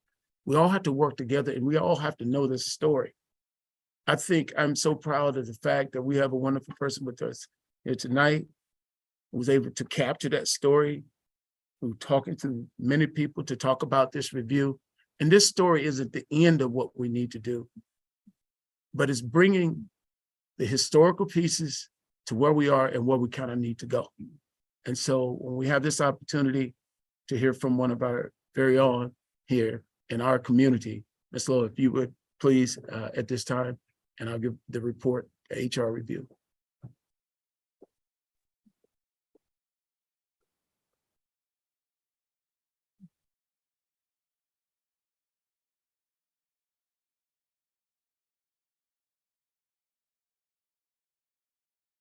First, good evening, everyone. It's my pleasure to be here this evening. My name is Barbara Lau, and I'm with the CPA and consulting firm Wifley. And my team and I conducted a review recently of the HR department here at the district. And first and foremost, I just want to say thank you to everybody who gave of their time, who willingly shared information, who gave us insights and ideas, because the idea is we take everything that we know and we get better because of it. And so I just want to acknowledge all of those folks that participated in this initiative. Okay, this isn't going. Okay, it's not advancing. There we go. So to give a perspective on the background and methodology, we interviewed 43 district employees. You can see the breakdown of the various groupings to get a cross-section of individuals. We reviewed relevant HR documents that were provided to us. We guaranteed anonymity of the individuals that we had a discussion with, because this is not about identifying individuals or pointing fingers. It's simply to look for common themes and opportunities to do more, to do different, maybe to think about how we function in a different way. And so that's what I'm going to share with you in the time that I have. Okay, this is not going. Okay, can you advance? Okay, thank you. So the board has received our final report, and for purposes of this evening, I condensed the report into some major overarching themes. And it's interesting that we already heard some of these themes this evening. So you can see the themes up here. I'm going to share with you our findings, the large findings on each of those, our recommendations, and then some summary comments as well. So on the first one, on structure and staffing, this is the current structure of the HR department. There are 31 individuals in that department. As of the time of my drafting of the report, there are 8 openings. There has been a fair amount of turnover in that department.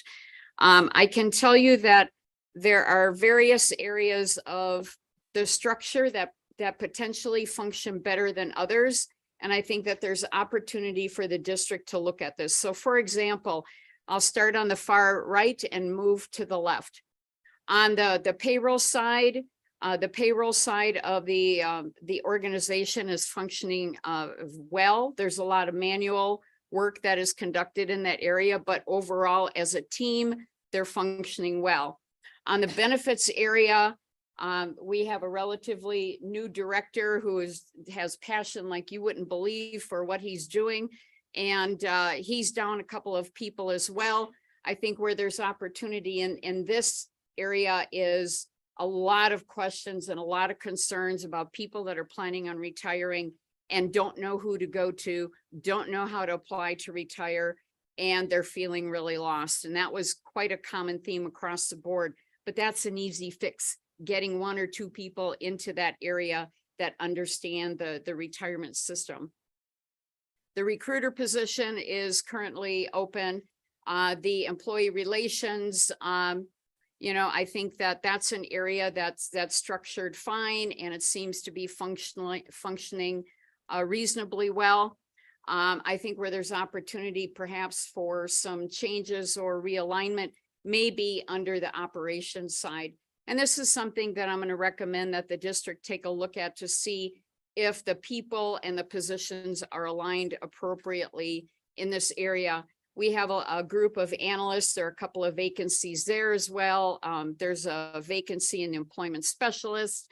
And so we see vacancies across the board here. The analysts aren't really analyzing anything in the corporate world. They're called business partners. And I think by naming folks like that business partner, they are partnering with the schools that they're supporting. By virtue of the name, that is saying that I am your business partner and operating your schools. But I think too, there may be some other opportunities to further specialize. One thing that stood out to me was the crisis that we're having in hiring teachers, making sure that we have substitutes, and yet we have one sole recruiter, true recruiter position. or the analysts are doing some of that, but they're also doing other things as well. I think we need to really emphasize the focus on recruiting and pull out all the stops and create a group of dedicated recruiters to focus on that process, to get out ahead of it, and to make sure that we're doing everything we can to bring in the kind of talent that we have, especially before our other school districts in the area get those people. So I think there is some opportunity for some realignment and restructure there. Okay. So the recommendation is to conduct the HR structure review and aligning the positions to meet the current needs of the district. And these shift over time. Today, the biggest need is the recruiting. And that's the area that we heard the most about, the most frustration in the recruiting side. But I would love to see the district go a step further. There's some very talented and passionate people in the HR department. And many of them, they just love what they do. So let's talk to each of them and align their skills and their strengths to the jobs that they're doing to make sure that everybody is appropriately placed, and then hire in for those skill gaps that we perhaps might have within the team. So great opportunity to focus on what we need the most. The next big area that came up is technology. And let me just say to you, I've been doing this work for over 30 years. This is very common.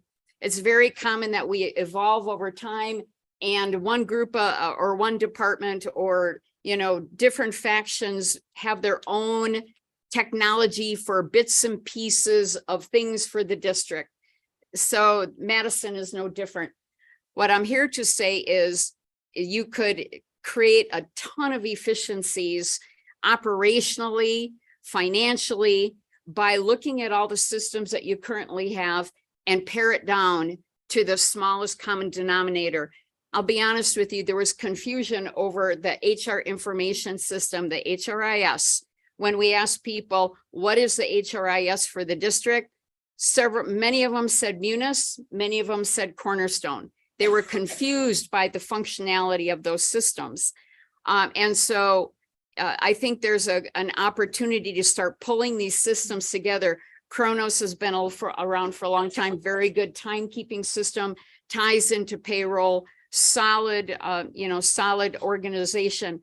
All of it needs to be integrated so that there is one single source for the data for every employee, every file, every employee record in the district. So let's look at the recommendations there.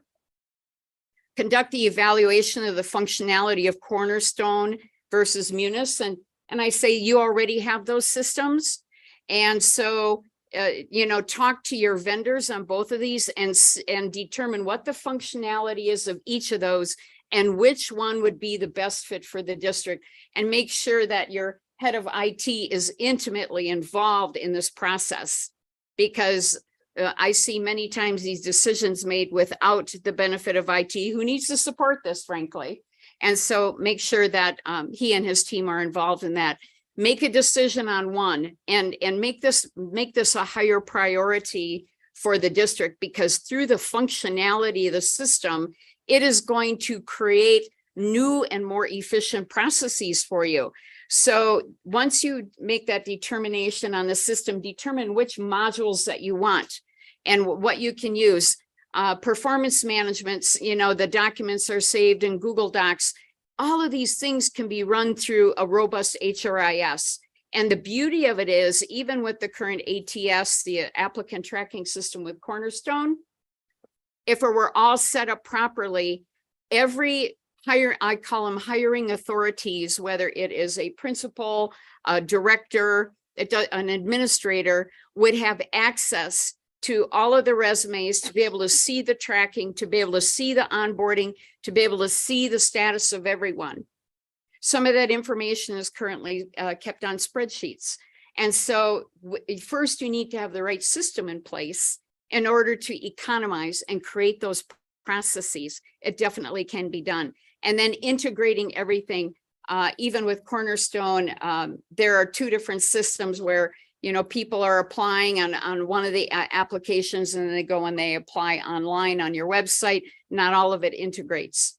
And so that's something to consider as well. Very important. Most HRIS programs integrate with LinkedIn, Indeed, ZipRecruiter, you know, all of the major players in the marketplace. Okay. Recruiting, hiring, and onboarding. We heard a lot about this. I think, you know, the applicant tracking system is not fully utilized to the capabilities that it has. There's a very lengthy onboarding process that is causing delays and bringing, you know, new staff, new teachers on board. A new employee orientation is inconsistent depending on where they go, where they're hired, what school they go to, what department that they're hired into. The substitute teacher assignment is not functioning as well as it could be. We heard a lot of comments and frustration about that. And frankly, we heard some of those comments tonight. So, you know, this has been validated.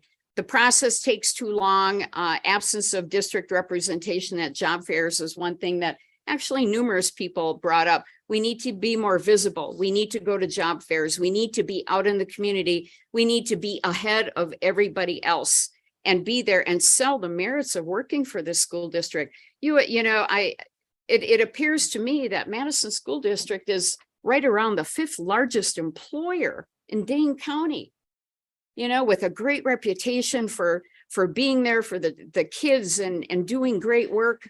You should be able to capture the interest of the teachers that are out there, but you have to be visible and you have to be out there.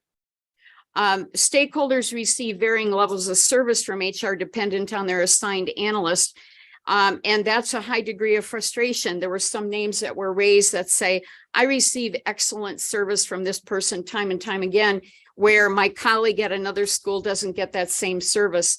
And there are many reasons for that. It's not about pointing fingers at anyone, but there's been turnover. So there's some new people. They all don't have the same training. They all don't have the background and knowledge that some of the more seasoned analysts have, for example.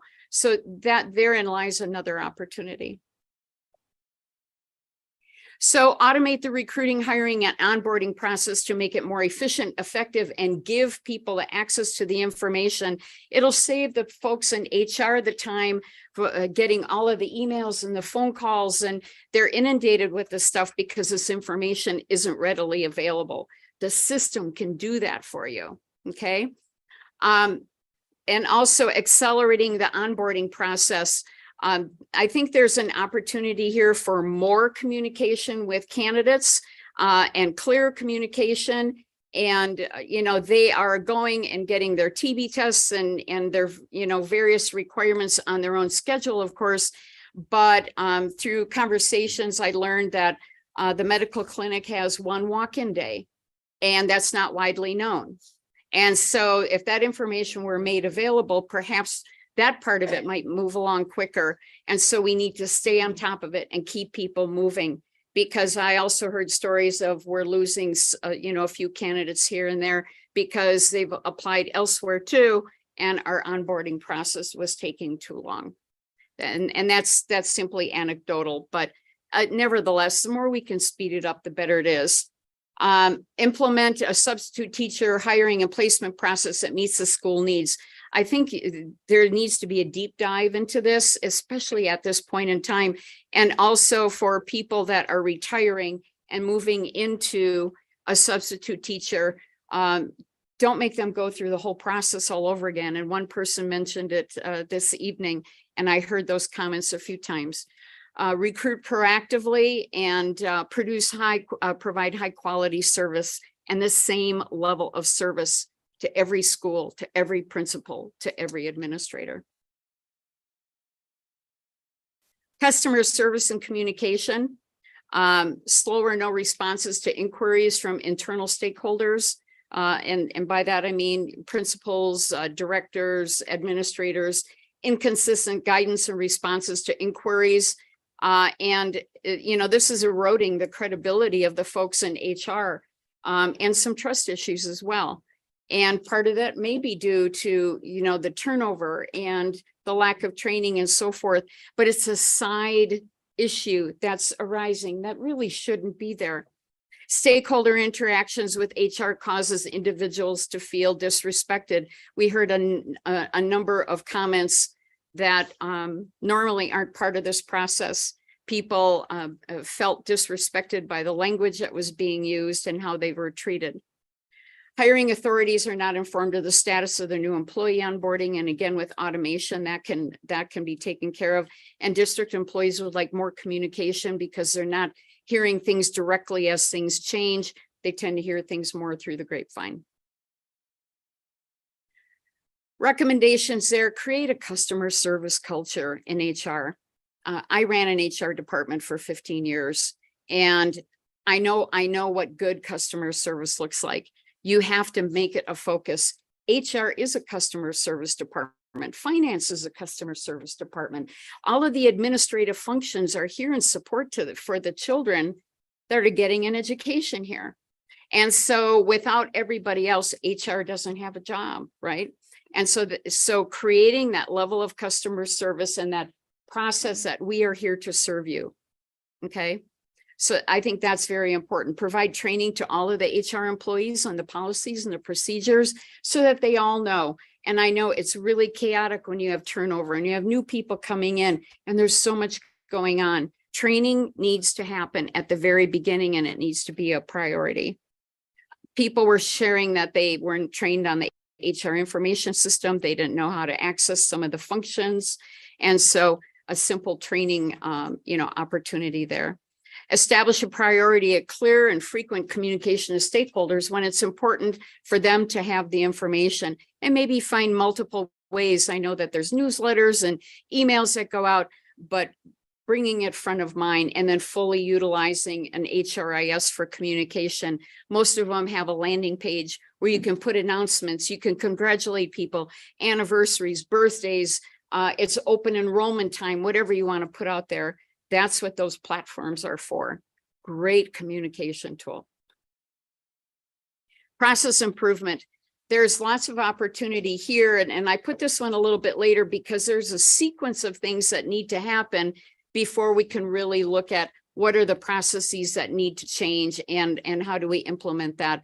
We still have some functions that are performed manually. We still have paper that's floating around.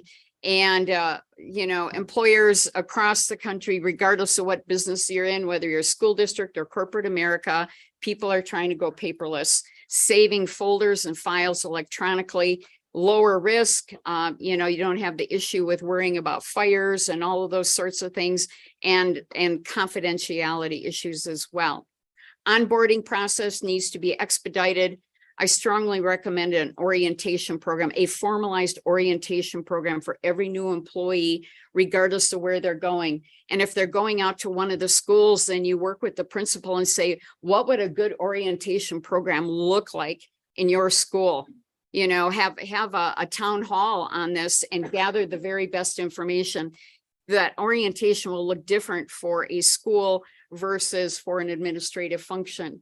But getting people socialized and on board and feeling really good, they've come to work for the district, is going to make a difference. And it's going to create stickiness with those new people. Okay. The current structure with the analysts, again, and I already discussed that. So that can be examined. So recommendations are to automate the processes, use the HRS platform to reduce the redundancy, to reduce your risk, to reduce your manual work, create a robust onboarding and orientation program for all employees in the various employee groups, depending on what their jobs are, create a recruitment and hiring process that is consistently followed by everyone, creating templated emails, how they track recruiting, how they communicate, how often they communicate, create the plan, create the template, and it could really be a beautiful thing. Training, we heard about this this evening as well. There's a lot of opportunity for some additional training. There's a lot of training that takes place. And so new employees don't always receive the training on the HR information system. There's also a lack of backup on some HR positions. And part of that is due to some turnover. And because of the turnover, it exacerbates that issue.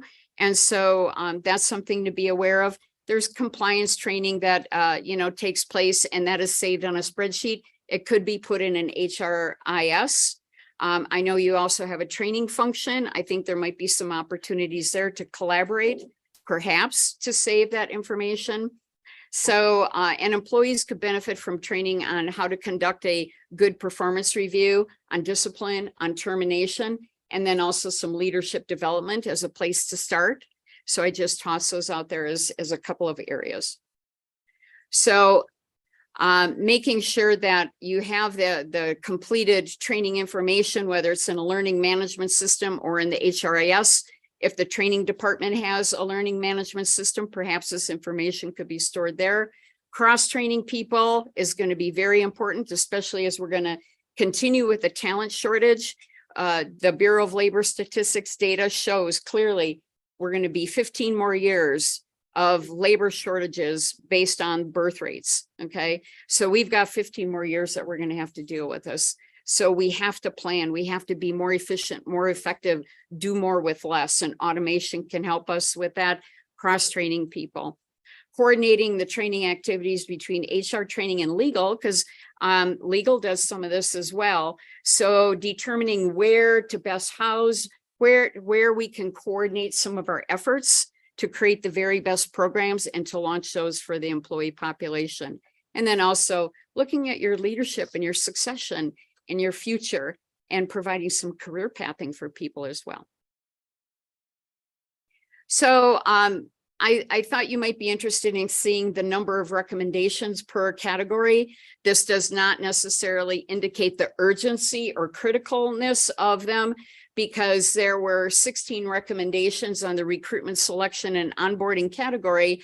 However, you know, in my opinion, the priority should go to first analyzing the HR department structure and role alignment, because then you can start looking at creating the processes once you have all the people in the right positions. Pardon the pun, but yes, we need to get all the right people on the bus, okay?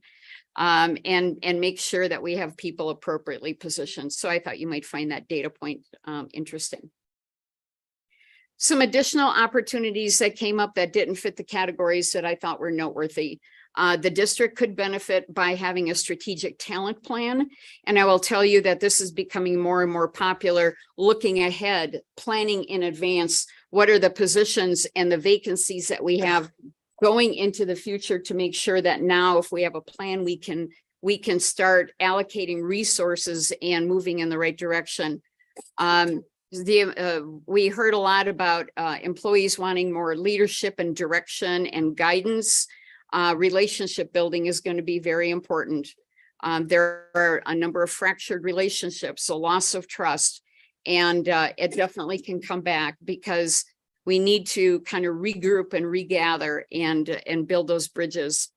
Stakeholders don't feel supported by HR, and district employees have to understand the needs of the schools and make them a priority. And why I say that is it seemed to us that not everybody understands the business of running schools, the business of educating. Okay. And I think one of the things that could happen that would be a beautiful thing is for every HR employee that interacts with a school to go to each of the schools that they're working with and sit down and watch for a few hours what goes on, and talk to the principal and the administrators about what are your staffing needs, what are the timing, what are the challenges that you have, and build those bridges and get down, boots on the ground, make a big difference in building bridges, building trust, and developing an understanding of, oh my goodness, I had no idea this goes on every day. I had no idea what you're doing. And so I highly recommend that approach as one thing to consider. So with that said, as I kind of wrap this up, I think I threw a lot at you. There are a lot of things that can change. Sure, there always are. But let's get a perspective on this. Okay, so let me pull it together. And I want to show you a model, and maybe many of you are familiar with this particular model. It's an alignment model. It's a model of change. It's often used to look at an organization that's going through change. And basically what this model says, that all systems and all parts of an organization needs to be aligned in order to function appropriately. The school district is a system. Each school building is a system. Each department is a system. And since we're talking about HR alone, if you look at the work that people are performing, the job descriptions versus the structure, the people, what they're doing, what they're performing, the culture, the language, the customer service, it's a little bit misaligned at this point, okay? And that's why we're feeling some hiccups, the communication that's taking place. And I use this model to illustrate that once we get things aligned, you can move on, and it's going to make a big change in the district. So I thought I would share this data with you. In my report, I prioritized items based on what we recommend be done in the next 30 days versus 3 months, 6 months, and so forth, to help prioritize where there's greatest risk. Maybe there's biggest bang for the buck, large impact. And so these are the numbers of items that we're suggesting based on this particular timeline. My final comment would be what we all should strive for is an HR center of excellence. And what does that mean? That means high quality customer service. That means we're fully staffed and everybody knows what their job is and everybody is trained up. That means that everybody comes to work every day and absolutely loves what they do, and they understand that they're only here because there are children that are being educated here, that we have tax dollars that we're using for this. It means that we have the policies and the procedures in place and the technology, and everybody is working together to the same end, okay? And so that's my vision for you and for the district, and I thank you for the opportunity. Barbara, thank you. I want to ask you if you can engage in questions from Absolutely. the board about what you just presented. So board members, I don't know if folks have questions, but I want to open this up for discussion. I guess I'll start. My first question for you is, were we to adopt every recommendation you just gave us, what amount of time would it take for us realistically to embrace these recommendations and best practice? The schedule is 18 months and beyond. And some of these things do take time. So for example, while I would love to see you have one integrated technology, it's going to take some work. You have to go out to the vendors, you have to examine the functionality, you have to look at pricing, you have to look when your contracts end, and there's so much more to that.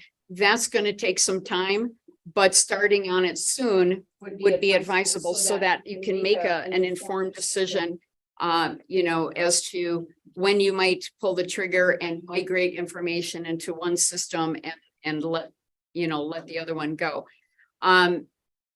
Knowing too that life happens and changes are necessary. I would love to see the recommendations implemented in around no more than 18 months. But first, we need the staffing to be able to do that too. Board Member Vandermeulen, I have one more question and then I'm sorry. going to pass to you.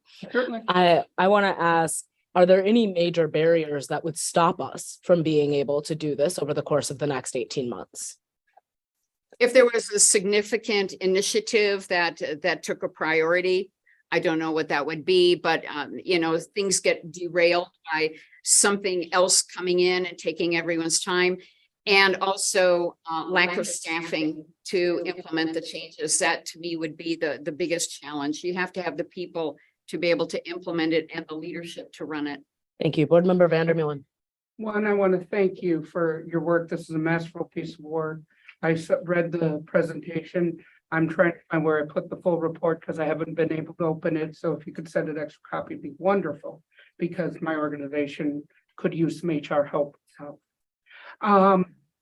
number two, I think what attracting staff, how would you best speed up that onboarding? You said it needs to be sped up. You said that just training, but is there what would be the most effective, efficient way of doing that? Let me just first say that different people are using different terms. Onboarding, from what I gathered here at the district, is everything done pre-hire. Correct. And then orientation is everything from the first day on. I think when we extend someone an offer of employment, we give them the paperwork and the directions to do what they need to do, the TB test and all of those sorts of things. And then ask them if they could please get that done within a week. And say, if I don't, see that this has been done within a week, I will be calling you. We want to keep this moving along. People are counting on us to get this done, and people are looking forward to you joining us. Okay, so there's a nice way to do that and say it. So sometimes you have to bird dog those sorts of things. And then making it easy for them to submit their paperwork, to submit everything. And I understand that there's some challenges with even getting to the location to drop it off, and where do they go and which door. And so maybe better communication and better guidelines, but it really is about setting the expectation with the candidate and then monitoring the process. That really is helpful. Thank you so much. That's all of my questions, President. Thanks, Board Member Vandermillen. Further discussion, Board Member Castro. Thank you. Oh, thank you. Thank you. I paid particular attention to the parts where you said that we can maybe speed along the process by use of technology. And yeah, so I'm wondering, with that sophomore development for some of those processes, do you think that coding should be done in-house, or are there contractors we can work with that could help with that coding? And then with some of the professional development things and onboarding, do you think that's something that can be done through like online learning modules? First of all, it doesn't require coding, because today's HR information systems have all of the modules. You purchase the module that you need, the performance management, the salary administration, the applicant tracking system. And so all of that functionality comes within each of the modules that you're purchasing. So it's already there for you. You just need to implement it and turn on the switch, and then set up your privacies so that the people that you want to be able to access resumes or their employees' salary information or their employees' performance reviews, it's all in there. Okay. And then you have that backup and information you can pull. And then regarding the second part was a leadership program. You mentioned a lot of things with like onboarding or professional development regarding performance reviews, things like that. A lot of that professional development, could that be something that could be accomplished with like online learning? It definitely could be. Okay. Whether it is something that's created internally, that if it's a very MMSD specific type of process, we all have the capability to record and load it to a platform. And here's where you might want to talk to your training professionals that may or may not have that platform and availability to do that. And so the beauty of it would be if you could do pre-recordings or have LinkedIn Learning or some other things, depending on what it is, you could ask your candidates to do that pre-employment. And then you would have proof that they've logged in and that they've taken those sessions, especially where there's a risk or some of the things in the schools, they could come prepared with that education already. Thank you. Board Member Nichols. Thank you. Thank you for your report. I'm finding your report and presentation tonight, I guess, confirming or affirming things that we've heard have been some of the experiences with HR. So I appreciate you being able to kind of provide categories of areas for improvement. There's two things I guess I want to hone in on. And I'm trying to figure out if you can speak to this as a distinction. My understanding, and the board has approved in several consent agenda rounds, we've spent quite a bit of money on Cornerstone as a district. I've heard that. And my understanding is that Cornerstone has additional functionality that may include an applicant tracking system within the system that we perhaps had not been using, but I think that there were desires to use the fullness of Cornerstone. From what you understand, and I know you didn't go in and just do a deep dive on Cornerstone, but from what you understand, is Cornerstone a human resources information system, or is it a learning management information system, or is it a combo No, approach? Cornerstone is an HR information system that's currently being utilized only for the applicant tracking. It is the district's applicant tracking system. That's the primary function right now of Cornerstone. I do not know all of the ins and outs of Cornerstone, but I suspect it has the add-on modules like Yes. most, where you could add performance management and all of the other functionality. That's why I'm saying, look at both of the systems and, you'll have to make the determination based on what the cost is, what the functionality is, and where you want to go, going forward. Maybe it's something that because you're locked into a contract, you can't make that change maybe for another year. But do all the legwork now and figure out what might give you the best functionality. Okay, thank you for that. Then the other thing, just honing in on the structure part of the HR department. You made a recommendation around really aligning roles and positions for the need that we face now.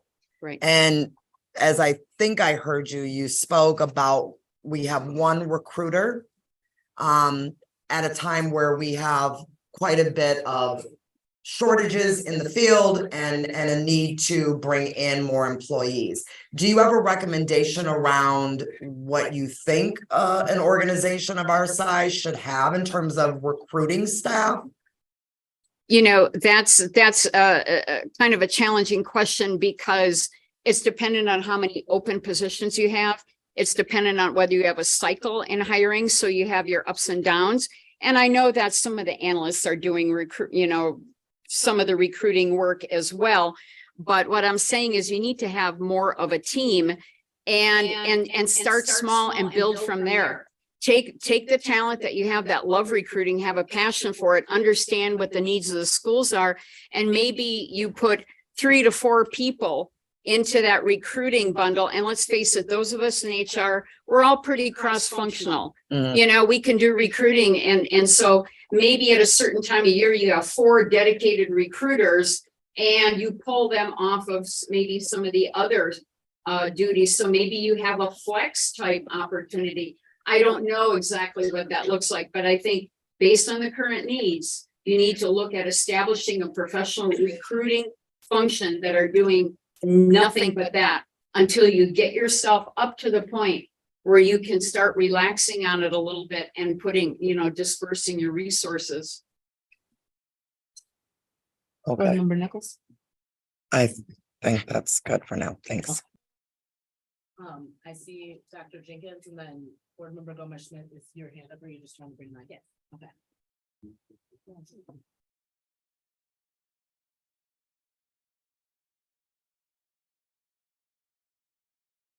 I just wanted to, at this point, say that we wanted to have this as a opportunity for this loading, it's a high level overview.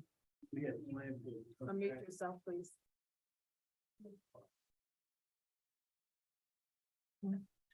Am I unmuted now? Okay, so, am I? Okay, I'll go again. This was intended to be a high level overview tonight from Ms. Lowe. We had planned to come back to our organizational meeting and have a deep dive on some of the questions, because in fairness to her and also to everyone else, I wanted to give you an opportunity to digest this. And then we raise the questions later. Some of the things also we have already begun at this part. And I wanted an opportunity to share it with you in the organizational meeting, and we can have a chance to kind of collaborate. I can with Ms. Lowe, and we can get your questions answered, but more important, you see the recommendations that she's laying out. We want to have an opportunity to chew those up and come back to the organization meeting, answer the questions, and put forth that plan. That's going to be about an 18-month plan, just in fairness to everybody here, because it's a lot to digest here. It is. Board Member Gomez Schmidt and then Board Member Pearson. Yeah, that was going to be my speaker. There we go. This is an interesting challenge. This is completely new from how we usually do this, so, or different. I guess I have a process question too, and looking at those recommendations that are split over, 7 days, 30 days, the ones that are really upfront. And thinking about the fact that we do have this HR review on our operations work group meeting, as Dr. Jenkins suggested, in a couple of weeks. I'm trying to think how we connect what you're saying to us for recommendations with what HR is currently doing and planning to do, and how that comes back to the board as sort of a decision maker and trying to stay informed and support our efforts going forward.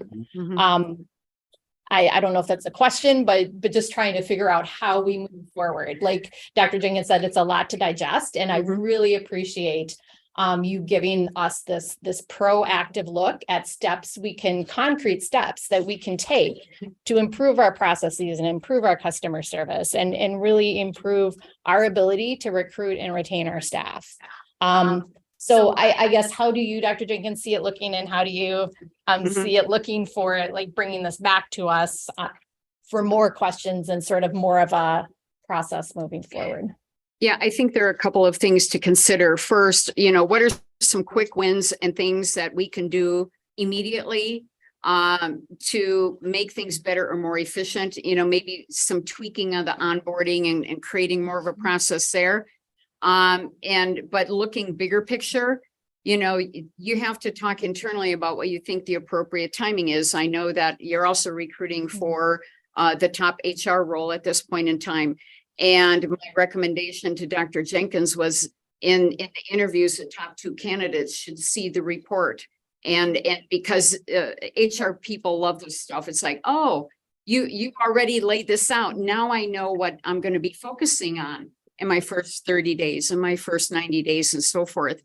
And so, you may want to wait for some of these things to have that person on board so that they're well aware, they have their input, and they're driving these initiatives. And I think, frankly, that would be the preference. As an HR professional, I would want to be afforded that opportunity if I were new in that role. Yeah, thank you. Consider that. And so, to answer your question, Ms. Gomez-Smith, to answer your question and what we had talked about, and Barb, you laid out what we had previously discussed, but it is going to be one of those things that we look at what are going to be the quick wins, and also, which we didn't get into much tonight, what's going well, how can we build on that and extend it out? And the ultimate goal is to create this center of excellence coming out of HR and some of the things we are working on. And in the meeting organization, in our operations meeting coming up, we wanted to lay some of those things out and crosswalk them and give more to what Chair Moldrove had asked too, like what are those things that we talk about we need to do right now, removing barriers. We want to come to that to our operations meeting, talking about that and what it's going to take in terms of support to get it done. Can I just one more question or comment? I would also really like to figure out in the next 2 weeks what we can do to support this department, knowing that we have had significant turnover and we are still short-staffed. So if there are temporary staffing solutions that we can put into, or something that you would recommend that you have seen work in the short term really well to support the longer term, figuring out the structure and what to do. So certainly. Okay. Thanks. I guess I want to ask one last follow-up question, which is in terms of how the board will be able to. Oh, yes. Sorry, y'all. In terms of how the board will be able to gauge whether or not we're successful in following through in this area, there's a couple of terms that you use that are not particularly specific. So when you say the onboarding process is lengthy, I'm curious what the average onboarding process should look like in comparison to ours. Are we saying that our onboarding process takes anywhere from 6 to 12 weeks, and at other organizations that same process would take 3 or 4? What does that actually look like in terms of time?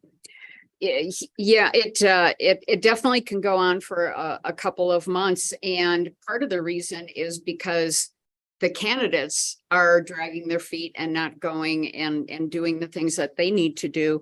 But it is creating an issue, in getting people on board. So generally speaking, 4 weeks is on the high end of onboarding.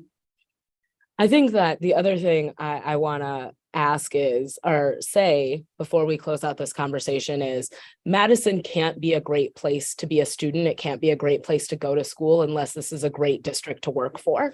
And that is at every level of our district. And I think the board has a responsibility in terms of the tone we set and our ability to gauge whether or not this is improving.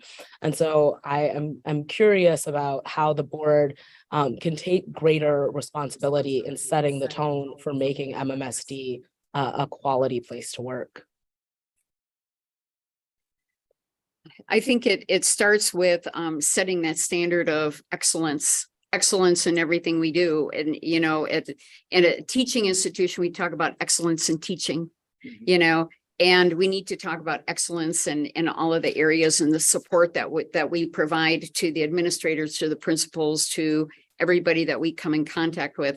So it is setting a high standard and then holding people accountable to that standard, you know, setting the standard, walking the talk. And anecdotally, you will know, because we talked to 43 people and nearly all of them were more than open, more than happy to share their concerns and ideas.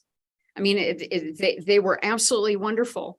So you can always go back and poll, poll your administrators and your principals and ask them, is this getting better? Is this improving? What more can we do? What more can we do to understand what you go through and what your needs are so that we can get ahead of it? Barbara, I greatly appreciate. I'm sorry. I'm so sorry. That's it. Board Member Pearson, your questions? No, it's fine. I just wanted to reiterate, Chris somewhat said what I was gonna ask, just around what can we do to help support HR in this time, as they are now, I guess, looking to reformat a lot of things, but also what can HR do in the immediate future, given the fact that they are short-staffed. I mean, that's the reality where they're at.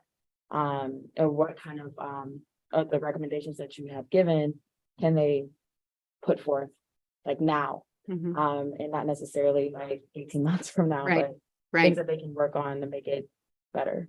Well, and I would just say, I didn't mean to overwhelm you with all of the information and the length of time, but we could create, take the key points and create an interim plan, a short-term plan of some adjustments that could be made sooner than later. So I can help you with that. Okay. That would be really helpful. Yeah, and then I would just say, like, I'm glad to hear that, Dr. J, that you're bringing in the rest of the team to really sit down and talk through it. I don't think we've been given the full report. So I guess when will we be looking at the full report for the board? Actually, we plan to share that out with you now. We want to give the high level overview. Oh, okay. To the board, we have brought in, the immediate cabinet team to look at that. And so that'll be coming out to you all now that we've done the high level overview. Okay, so you'll be sharing that with us this evening? We could, Yes, it's just a matter of me saying it to us, yeah. Because that would be so helpful, so that I could even follow along and make it better for HR. I really want Just to. don't want to confuse the process. Oh, no, it's all right. I just asked that question just because there were some of the things that you were saying in the HR report. I was trying to find it. Okay. But I also want to be make sure that we also, as Ali also have pointed out, that we have a greater stake in helping the department along, but also supporting them as much as we can. And I know that we've approved some of the systems to make things a lot more efficient, like with the hiring process. So we can be a greater partner and ensure that things. Well, and as I said, some of the concern from administrators, principals, others, that they felt not always supported by HR, but HR needs everybody else's support too. So if we're going to bring about change and help and get them fully staffed, they do need your support and your encouragement. Thank you. I appreciate that. Okay. All right. Thank you. Oh, Barb, here's my email. I don't want to. I had said that I'd love to talk to you on the more in depth on this, if that's all right. Absolutely. Thank you so much. I really appreciate it. You've done such great work on this. Dr. Jenkins, I want to turn it back over to you to walk the board through handbook changes. Okay. Unless, I'm sorry, Dr. Jenkins, is that not supposed to be in superintendent's announcements? The handbook changes? Okay, so I can move that to other business if you want. Okay. Yes, I'm glad, I'm happy to do that. All right, reports on items that proceeded to the instruction work group held on February 6, 2023. Board Member Castro. Let me unmute myself. All right. Thank you. So this last February, we received updates on the following items. The middle school biliteracy curriculum adoption, BET replanning goals for the rewrite of the plan, and a health services update. Our next meeting will be on March 6th, 2023 at Doyle. We will discuss the equity audit update. Again, discuss the middle school biliteracy RFP, and finally talk about the following systems, targeted support and improvement, and the federal designation. So. Thank you, Board Member Castro. Reports on items that proceeded to the operation work group held on February 13th, 2023. Board Member Gomez Schmidt. For that meeting, we already acted on the recommendations from the Citizens Ad Hoc Committee for renaming Jefferson Middle School earlier in this meeting. The second item we covered was the budget development process, and Ross McPherson presented a range of revenue scenarios for us in that presentation. And just a reminder that due to the cycle of the biennial state budget, we won't know our budget inputs potentially until later this spring or summer. We also covered staffing models and workbooks, and there was interest from the board members in understanding how the needed staffing and programming adjustments will be decided and the board's input into those processes. We received a referendum projects update from our operations team that included an overview of continued progress and an analysis of additional funding needed to close the gaps in project costs. The next work group on Monday, March 13th, the topics will continue to focus on the 2023-24 budget development, including healthcare benefits, equity projects, including early budget approvals that may be needed, and the strategic budget realignment. We will also discuss the HR review that we just covered in more depth, and if possible, an overview of partnerships.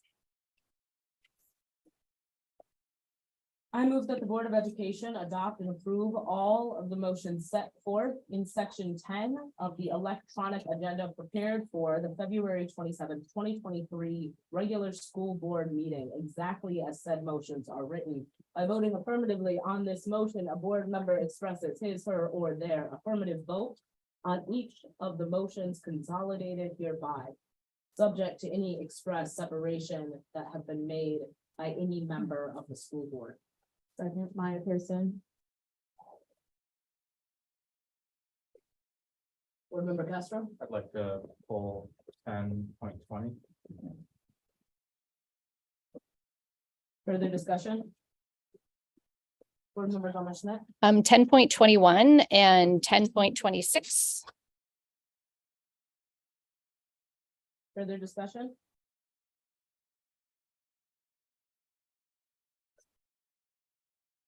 All right. Joanna, your advisory vote? Sorry, Joanna. Yeah, I approve. Joanna, your advisory vote? Oh, yep, I approve. All those in favor, aye. Motion carries 6-0. Or I'm sorry, 7-0. All right.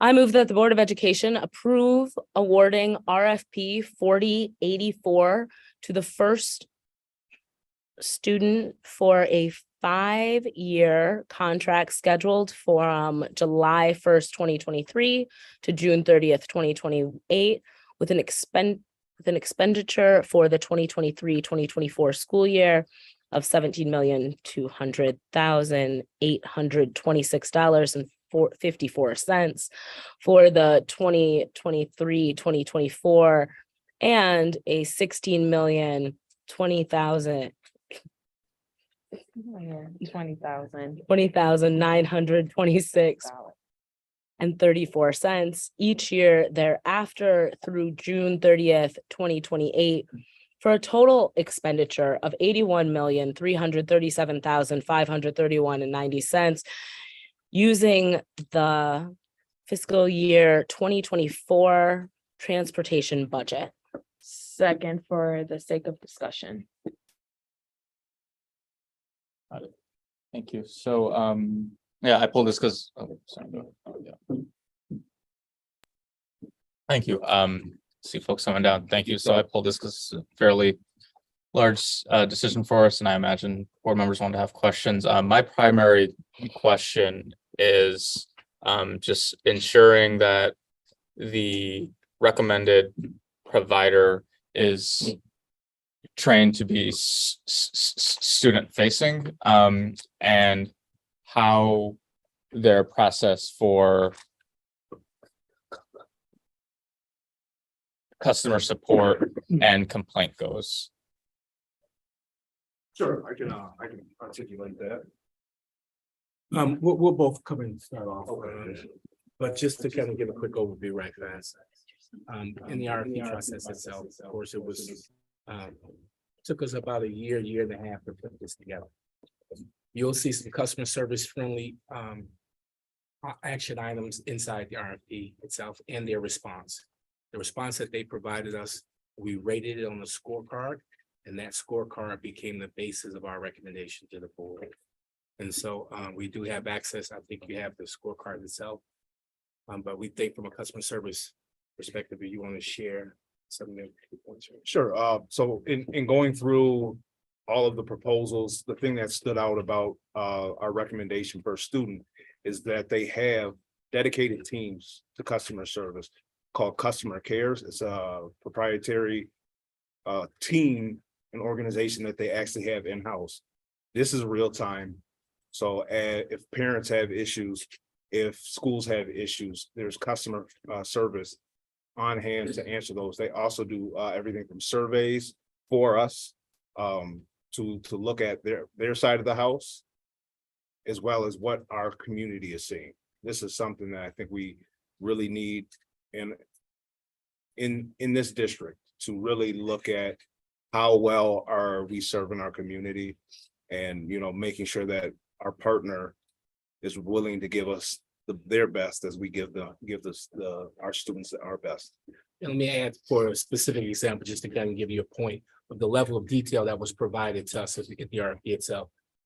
For example, they have on their team a dedicated specialist who provide wraparound support for special education students. That individual specialist is trained in multiple areas, including research and development from some of the major colleges and universities. Right now, we don't have a dedicated professional. He sits in and supports the IEP team. This person is a dedicated specialist who helps find creative ways in which our special education students can actually ride buses when possible, as well as provide tactical data inside the RFP itself, inside the IEP itself that will support Nancy and her team. I thought that was very important for this particular district. They've also found numerous ways to incorporate when and where they can efficiencies across the board. The last piece I thought Ken did a very good job of kind of explaining, but I want to take it to a higher level, was really around the customer service piece and the feedback and the technology. The technology is a critical piece of our infrastructure. It allows them to talk directly to parents from apps, FaceTime, from applications that you have on your cell phone, real-time tracking of students through database itself. You actually, just like DoorDash, you can follow your little delivery system. You can actually follow your kid on the bus itself. So some of the technology that I saw was extremely important, I think, in delivering what we think we need here in the city of Madison. Thank you. Further discussion? Board member Nichols? Yes, thank you, Mr. Hodo. One of the questions I have is in response to the public comment and letter that we did receive from Metro. So as it currently stands, Metro has 6 of the middle schools, correct? And then our high schools. And this RFP, if we were to award it, would take all of the middle schools to the new vendor, correct? Correct. The middle Okay. schools will transition over to yellow bus service, correct? Okay, so can you talk about how your committee or whoever was involved in kind of scoring the RFPs considered I guess moving away from kind of a local vendor like Metro? I guess they're not a vendor the way he described it tonight. When they kind of had a long history of working with MMSD, particularly at the middle school level. And can you just maybe at a high level talk about the pros or the cons that you all considered as you were thinking about your recommendation? So sure, so two separate issues here. So if you want to deal with one, first let's deal with Metro. In Sure. response to, these are our colleagues, we talk on a weekly basis. We're well aware of Justin, who actually came up here and spoke earlier. But I want to rebuttal some comments right fast, just to make sure we're clear. Okay. It's obvious that by transitioning over our students to yellow bus, that there's a reduction of students that will be riding Metro service. We understand that those students also in the routes built allows for Metro to run its routes, its Dodger routes, pick up our high school and middle school kids. The question that I posed to Metro Bus was, it's not unreasonable to think that if we have a reduction of over 2,600 students, that there is some reduction in costs. My job is to ensure that Madison Metro has the best opportunity from a cost savings perspective. I understand that their concern is that they will also lose approximately the same amount in bus passes. That is an economical challenge that they will probably face. That's probably around $834,000.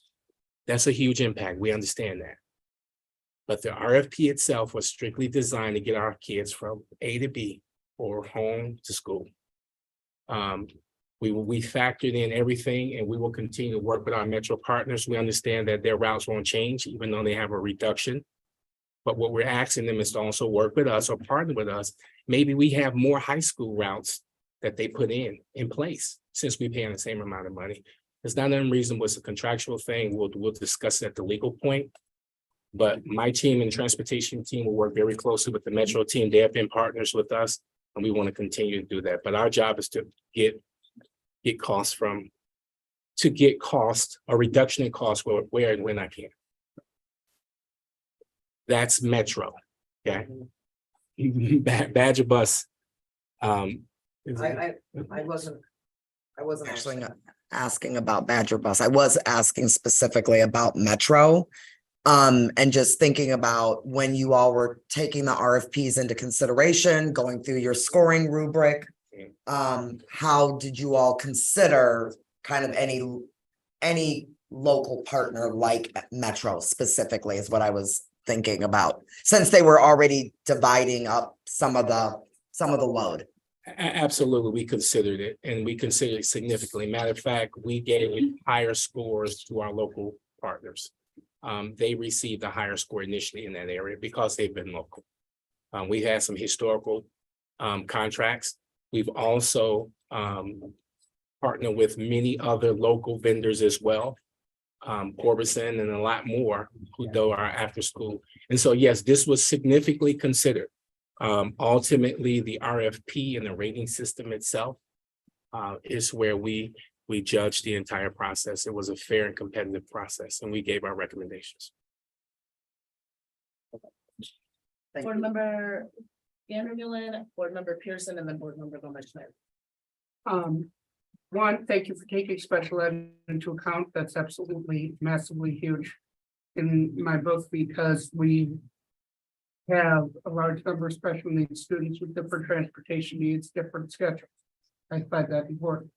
The other issue that I have the question on is, if we were to table this and delay it to find out more information on how Metro would work, how would that affect the curriculum? Metro has no bearing on this contract right now. Will our high school students still be able to have bus service Yes, while this is being worked out? yes. Thank you, that's all I have. Board Member Pearson and then Board Member Gomez Schmidt. So the RFP, just correct me if I'm wrong, so the RFP left it open that we would need to serve elementary and middle school students. Thank you, thank you. And I was forgetting something. So the RFP specifically said elementary and middle school students that they would have to serve all of them. Is there ever a possibility that if we were to move towards just elementary school for this vendor, is that even a possibility that can happen? And then we figure out our partnerships with Metro as far as like middle and high school. The nature of the RFP was to continue forward with the initial plan in which the board asked us to do. We initially came to the board and asked for a pause because of the pandemic. The original plan of transitioning kids from Metro bus to Yellow bus is what we continued on. And that was the purpose of the RFP. Our contract was up, and by law, we had to make a move. And so the initial plan was to continue with the original plan which the board had asked. And I think that's the premise. In regards to if the board ever decides to go back to Metro, that will be something in which the board would have to, I guess, would discuss from a legal perspective or whatnot. I'm not quite sure. Yeah, I mean, I asked that question just because I know that whatever choice that we make tonight, whether, you know, in the realms of what Nikki mentioned, if we could table it, or in the realms of, you know, what Nisha has already asked, just around just middle school and how our partners that are also transporting our children kind of fit into this, because essentially I agree with you, it's Metro's not part of the RFP, right? Because they can't be a vendor. However, they are a large, significant part of how we transport our children in Madison. And so for me, asking that question is just how do we continue with a partnership that is moving forward in the most cost-effective way? From our understanding of the letter, it sounds as though that regardless if our students, regardless if Metro is transporting our small part of our middle schools and high schools, and then if we choose this RFP and say, yes, we're going to go ahead and do elementary and middle school with the yellow bus, that there isn't any cost savings, essentially. And so the money is kind of compounded on top of what we're going to be paying. So that's why I asked that question, if there is also a reverse possibility as well. So for instance, if we transported middle school and high schoolers through Metro, because there's not going to be necessarily a difference in costs versus, and also then only using the yellow bus for elementary, would that cost us, like, would it be less if you couple those together opposed to coupling them together in a way that doesn't change, if that makes sense?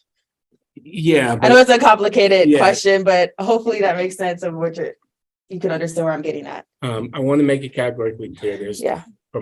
There is a cost impact. We recognize that Badger bus itself, or Yellow bus services, transitioning 2,400 plus kids over to the new bus service. There's a cost impact to that.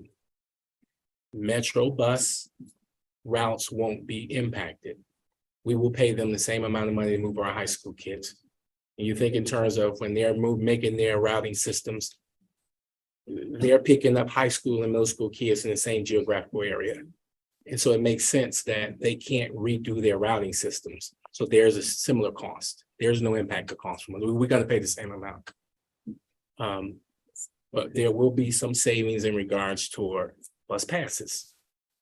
Those same bus passes that we will be purchasing now will come back toward us. There'll be a savings in that regards. So there is a cost savings in regards to a $315 a bus pass times 2,400 students. Okay. I guess my last question is what I brought up in our briefings, and this doesn't have to do with Metro or anything. It's just specifically, if we were to choose this vendor that you have recommended, where will their buses be housed? And how can we know that the staffing that come with the company, is it local, like just more information around that, because I think that does also play a large impact. Are we assuming those costs of housing the fleet? Are they assuming those costs because they are not in Madison? So they are out of state and, well, they do service other areas in Wisconsin, but they're not local here in Madison. In the RFP, there was asked to be a transition plan. Mhm. That transition plan was put to us and we rated the transition plan itself. This is the #1 company in North America for transportation services. They service a multitude of school districts across the United States. This is nothing new to them. They do Milwaukee Public Schools, Green Bay Public Schools. They're in their market, Waukesha, Kenosha, Chicago Public Schools. They have a wealth of talent, they have a wealth of information, they have a wealth of resources to support the transition. All of that is part of what is called startup cost. And they put it inside the RFP itself and we rated that. So I'm very confident that their ability to transition staff, teams, as well as allow us to get other drivers from other markets to support us if we need that now. Currently, right now, we have been in a severe driver shortage, over 40 drivers for over 2 years now. Their price was, from a cost perspective, was cheaper than the local providers that we have. And our job is to provide, from our perspective,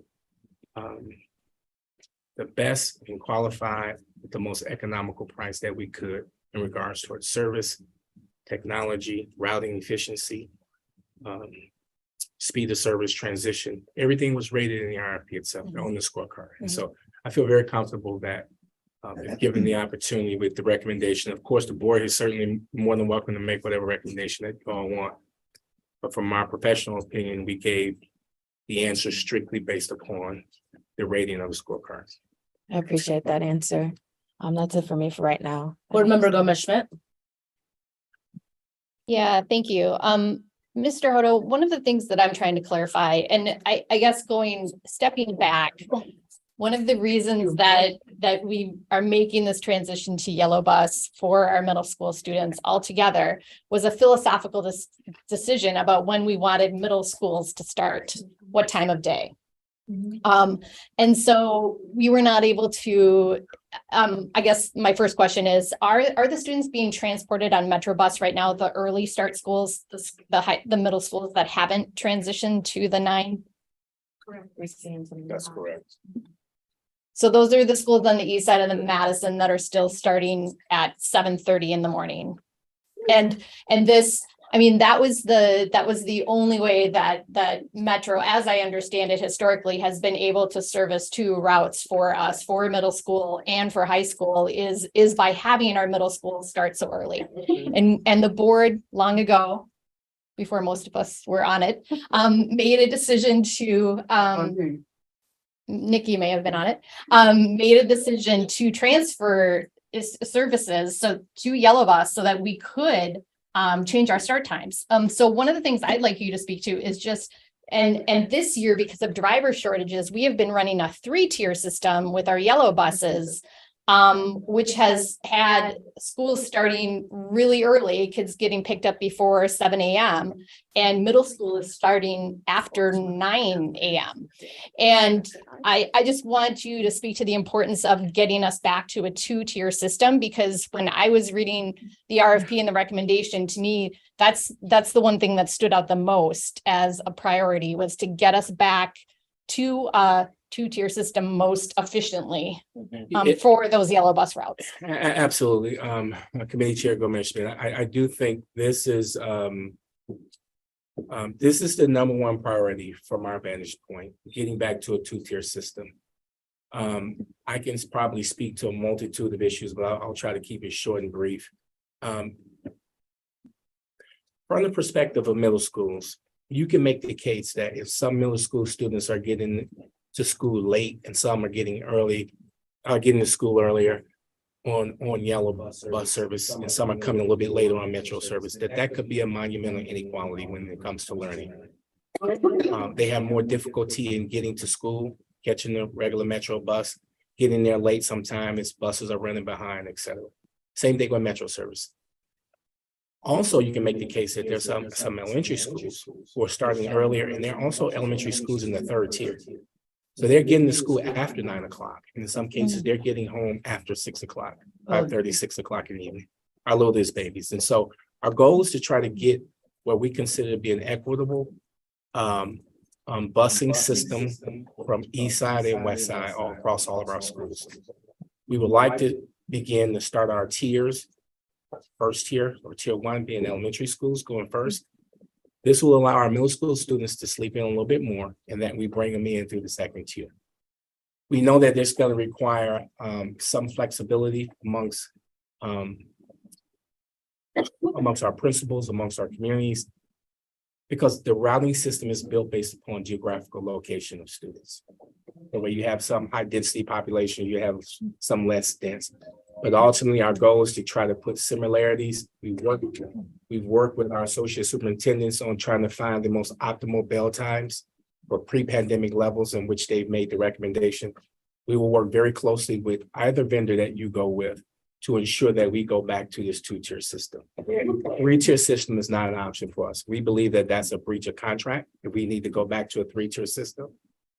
And unfortunately, the repercussions of the 3-tier system, I think, are having a huge impact on our student learning.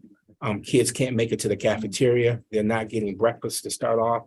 They're running behind on a consistent basis. And I think this creates a terrible climate for learning overall. And so, yes, so this will be our top strategy that we will go after, and ensuring that we have the 2-tier system in place, ready to go before next year. And just knowing that there's a national bus driver shortage and staffing shortage everywhere, how confident are we that we will have this in place by August? With any contract we approve. Certainly, there's always conditions that we see. We looked into the strategy of each individual bus company that provided us.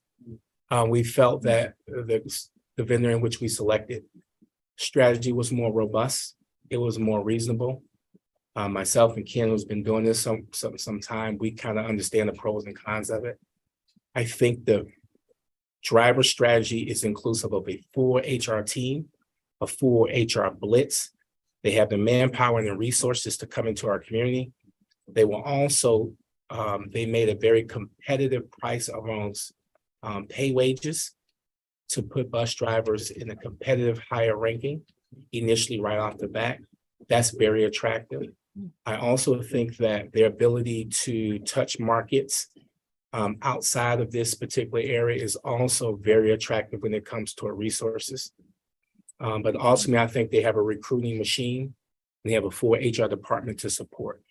And I think no matter who you choose, they're going to have to come up with a recruiting strategy. Currently, right now, we can make the case. We have a present provider. We have not seen any lift in regards to our drivers. We've been with them for 2 years. So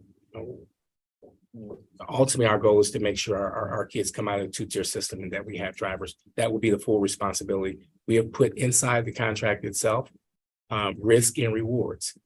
Should they fail to meet certain objectives, it will be an accountability issue.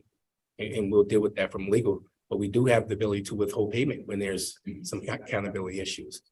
And so we're very set. I put lock solid clauses in it, and I'm very confident that whatever vendor we choose, we'll be prepared to move forward with a more stable transportation for the Madison School District. Okay. My last question, and I'll try to make this quick, is just around environmental sustainability and connecting the dots between our transportation plans and long-term sustainability goals. As we're looking to reduce our carbon footprint, identifying where we can do that in terms of our operations services, I know are important to the community. So we've talked about this in terms of HVAC systems, and we talked a little bit about it in terms of transportation. And I know what you have told me is that, you know, in some cases, the electrical vehicle part has to catch up to what's available for trucks and things like that. But what I've heard from the community is that up and coming, there are these grants that are available at the federal level for electric buses, and to potentially, I guess people want to know is, can we add that in to what we're doing right now? If we're signing a 5-year contract, is there an opportunity to make sure that we are moving in a direction where we're eligible and really pursuing these federal grants? No, that's a great question. And the answer is that we believe this provider does have that ability. Once again, being that they're the #1 pupil transportation provider in North America, they also have the largest electric bus fleet. That allows them buying power, and they're used to these upstarts of that nature to make the infrastructure. There was a question that you posed about a location. They do have a location set up. Within that location, I believe that it'll provide them the ability to put infrastructure there for electric buses, which is something that they lead the industry in doing. So I think throughout this process, throughout the interview process, that these were questions that came up. And once again, our recommendation for a student seemed to be able to provide everything that we needed and the right answers, and had the right background to achieve that within that 5-year period. Just so you know, I mean, the process is lengthy, and you spoke to that.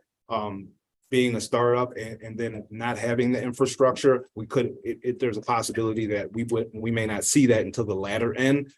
But then we have a structure in place where we can move forward, and we will see cost savings as we transition that way.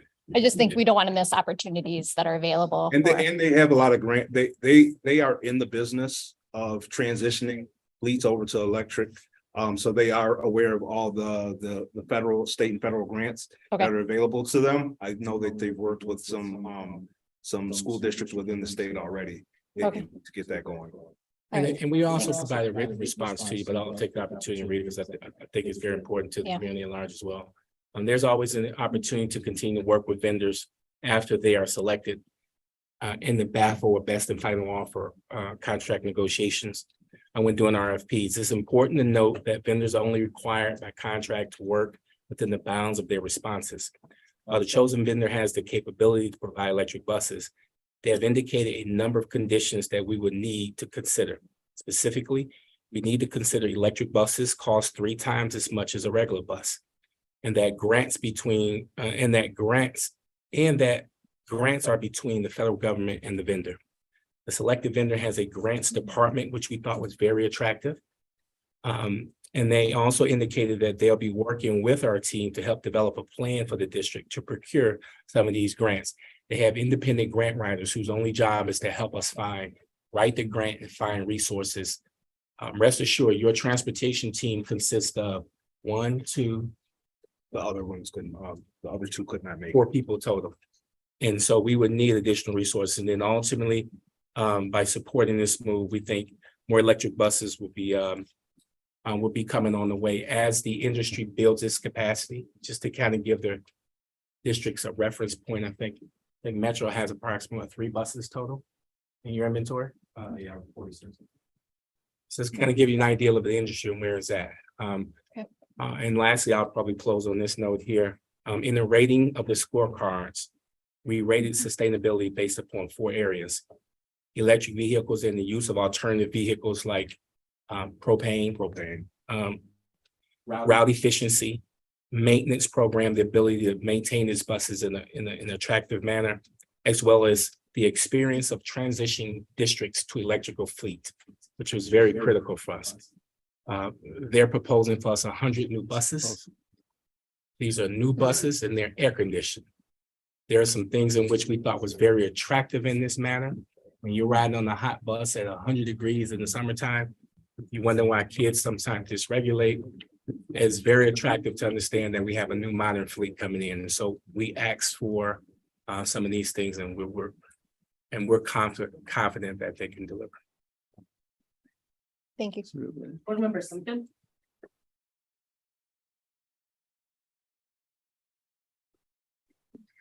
Thank you, Mr. Hodo, for all of your answers so far. I am looking at the data that you've provided, and I'm just wondering, you keep referring to a scorecard.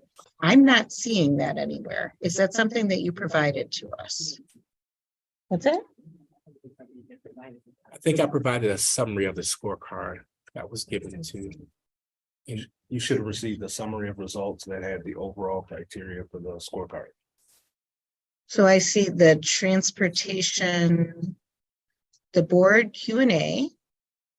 Updates. It's which one? Under executive content? Yes. Okay, so I have to scroll down then. Do you know when that came through? Should have been.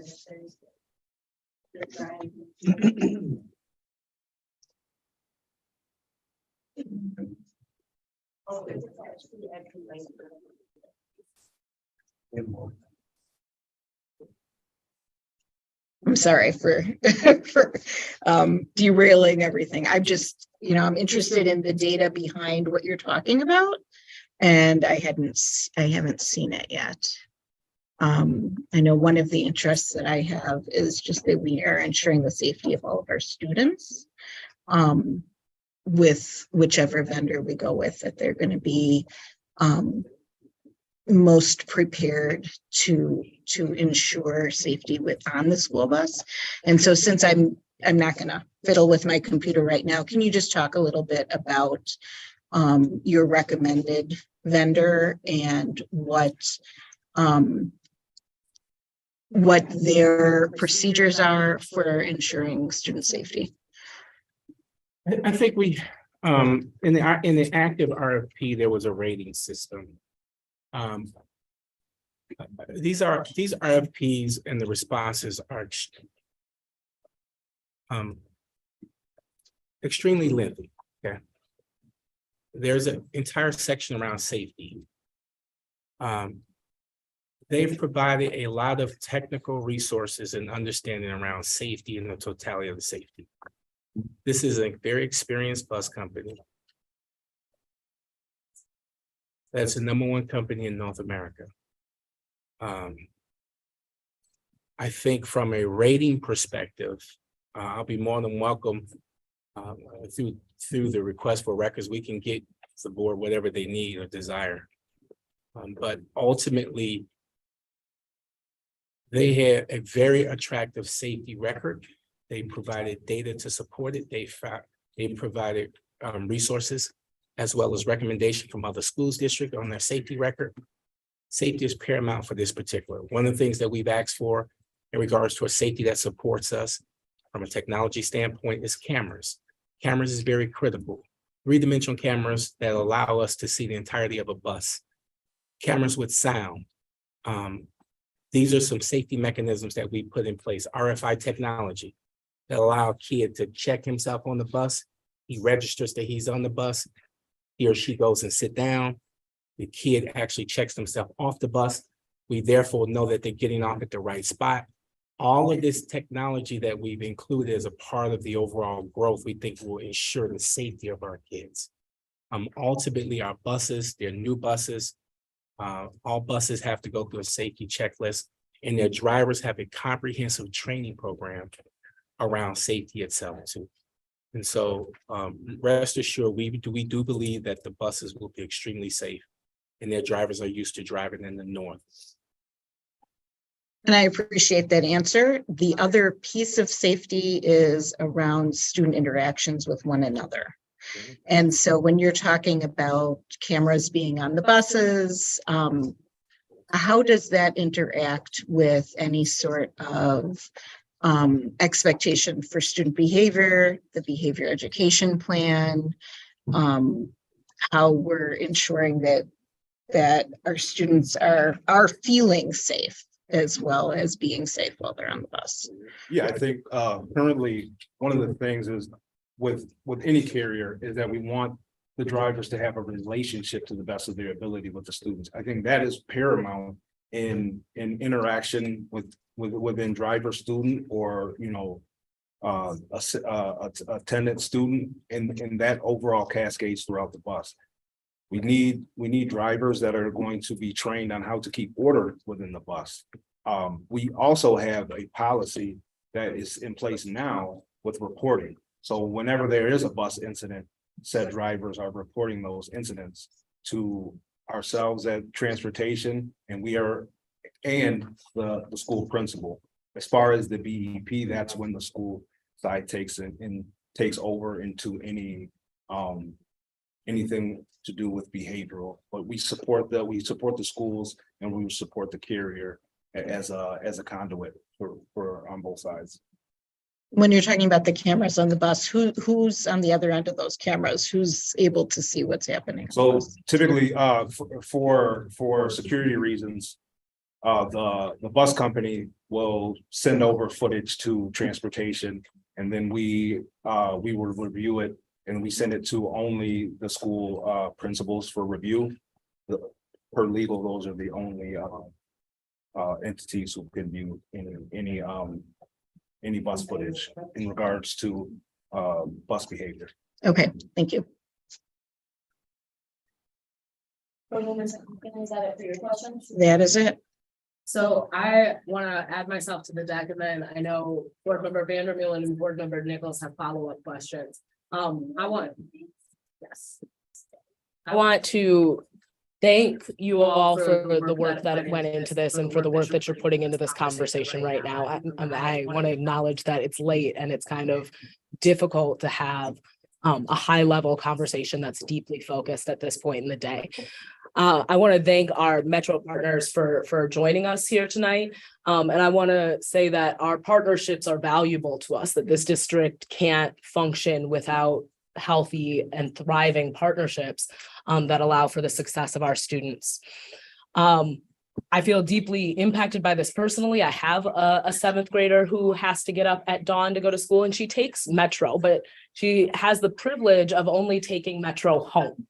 So she doesn't have to wait before dawn to catch the bus. I drive her to school, and then she takes the bus at her convenience at the end of the day. That doesn't change the fact that school starting at 7:30 is something we know developmentally doesn't work well for middle school adolescent kids. I also have a partner who works at Senate Middle School. Senate Middle School also starts at 7:30 in the morning. So kids are getting on the bus at dawn or before daybreak on a regular basis. This transition would allow for all of our middle school students, all 12 schools, to have what 6 of our middle schools have right now, which is the opportunity to start school between 8 and 9. Is that correct? That's correct. The other thing I want to say is I don't take for granted public transit and what it means for our kids to be able to be oriented to public transit. And our partners at the city have done things over the course of the last few years during the pandemic where they gave our students free bus passes throughout the summer, the last 2 summers in a row, right? I don't want to take for granted that relationship. And I think I'm sensing part of what has made this conversation challenging is that I came in here tonight anticipating that I would vote for this, unaware that there was maybe a strain in our communication or partnership with Metro.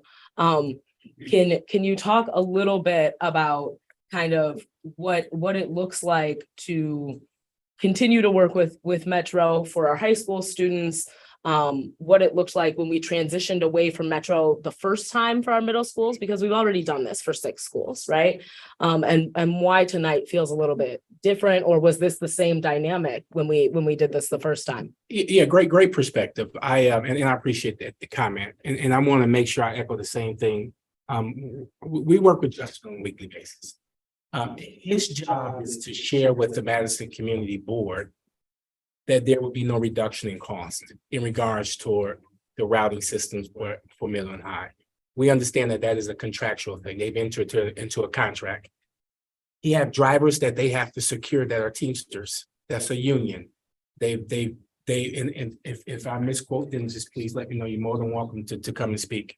At the end of the day, he has to protect his interests. Understand that. We have partnered and worked very collaboratively for the entire time since we've been here. I don't consider this a strain. I consider him being transparent and letting the board know that there's no reduction in cost to move because the routes are already set, the drivers are already set. The same amount of drivers it takes to move the middle and high, and now they only move in middle. What he's saying is there won't be a reduction in cost. We understand that. Ultimately, from our side, our job is to ensure that our kids are getting to school based upon the initial proposal that the board originally set, based upon the criteria of that sleep study. That was a directive that we came to. So I want to make it perfectly clear. They have been a true partner for us. I have no problem with Metro, but his job is to make sure that he is perfectly clear that we're not looking for. Now, from my vantage point, I do think there's always opportunities for conversation. I think that may be a legal conversation because it's not unreasonable when I said earlier, but nevertheless, that notwithstanding does not impact the vote tonight. They will still receive the necessary resources from us in regards to moving the high school students that they would normally get regardless. It's a contract. If I could add just a nuance. One of the things that we're leaving out is in conversations with Metro, in order for us to keep all the middle schools on Metro, they proposed that they would need an hour in between bell times. That would also affect how we've been communicating with our assistant soups on determining what these bell times will be for next year. We're trying to make this as seamless as possible, but with all things considered, can we do that? Can we go and say, yes, we can give you an hour? We can't say that right now until we look at what this transition is going to look like. I think that's something that they hadn't had in the past, and that's something that they're saying that they're requiring now. It's always been 50 minutes to 55 minutes in between. Now, yes, granted, in transportation, 5 minutes is a lot of time, but we are not sure yet if we can provide that. If we were to stay with, let me rephrase that. We're not sure that we can provide that and still satisfy the needs of our children and our family with regard to bell time. I want to make sure I understand what you just said. Yeah. So is what you're saying is in order for Metro to support the middle school start time being the most developmentally appropriate for students and learning, that 8 to 9 o'clock window, and then getting them home, right, at between 3 and 4, that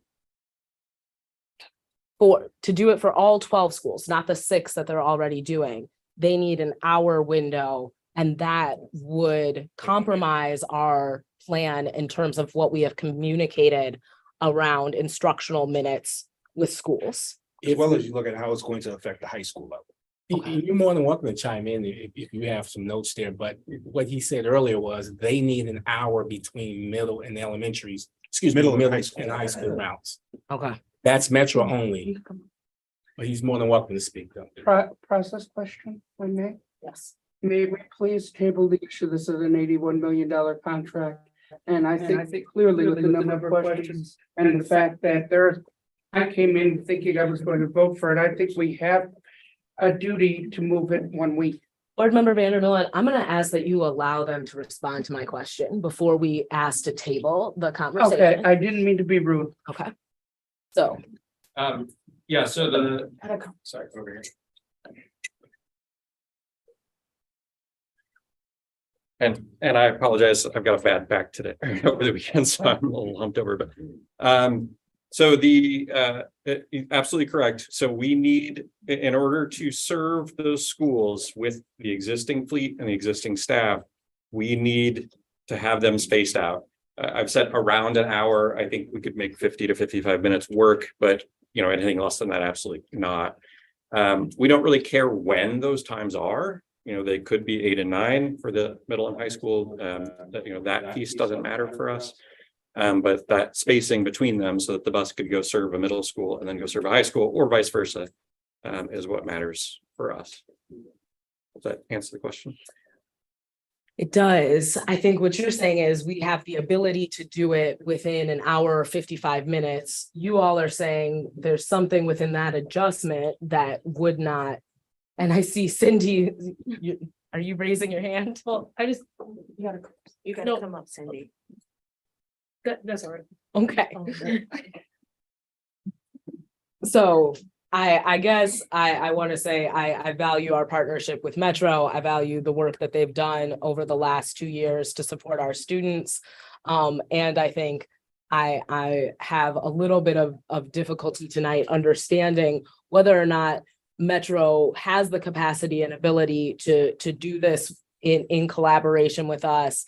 And if so, what would be the barrier to partnering with Metro to a greater extent around this? Or what, I guess I'm wondering where's the breakdown right now? I think I can help. Yes, thank you. So the board voted to move all of the students, the middle school students, to the yellow bus. And so right now, that's what we're directed to do. So that's why it went out the way it did, because we have half on and half off. So in order to go back to do all 12, I think the board would have to change its vote and direct us to do something else in order to make it work. And again, Metro is saying, yes, we can do it, but if we're going to do the RFP route, they wouldn't participate because they're a municipal organization. Sherry, since I've got you up here, I want you to answer Nikki's question, which is, were we to delay this vote, what happens? I believe the issue is that according to the timing, we don't have school start times right now. And so we delay till March. There are two implications. One, we can't communicate start times. And two, most vendors require a year for bus contracts, and we're already into that year because they have to implement soon. Those are pretty serious consequences, and that I very greatly appreciate you speaking to them, and I appreciate other people in the audience speaking to them with their eyes. I withdraw the question. And let me add one other. I withdraw my question. Let me add one other context too. The amount of time it takes for a vendor to get in and get transitioned, our back is up against the wall. We laid out a timeline for the board to the best of our extent, beginning back on last year. So we went through this. Also, the critical factor that you may not necessarily, that's why I said, a critical factor, if you move middle school bell times, you're gonna have to, it's gonna affect high school bell time. So every time you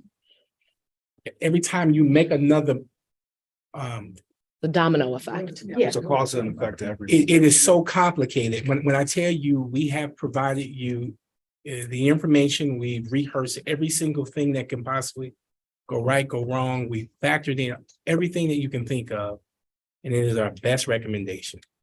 And that's where we would like to leave it at. But fortunately or unfortunately, we won't have a transportation company ready to start if we don't vote. Thank you for that clarification. Board Member Nichols. Yes, so I want to thank you again. You all have been really responsive in terms of a lot of the questions that we've been asking. And I feel like maybe some of the hesitancy is around us really taking this very seriously, as your department has as well, we know.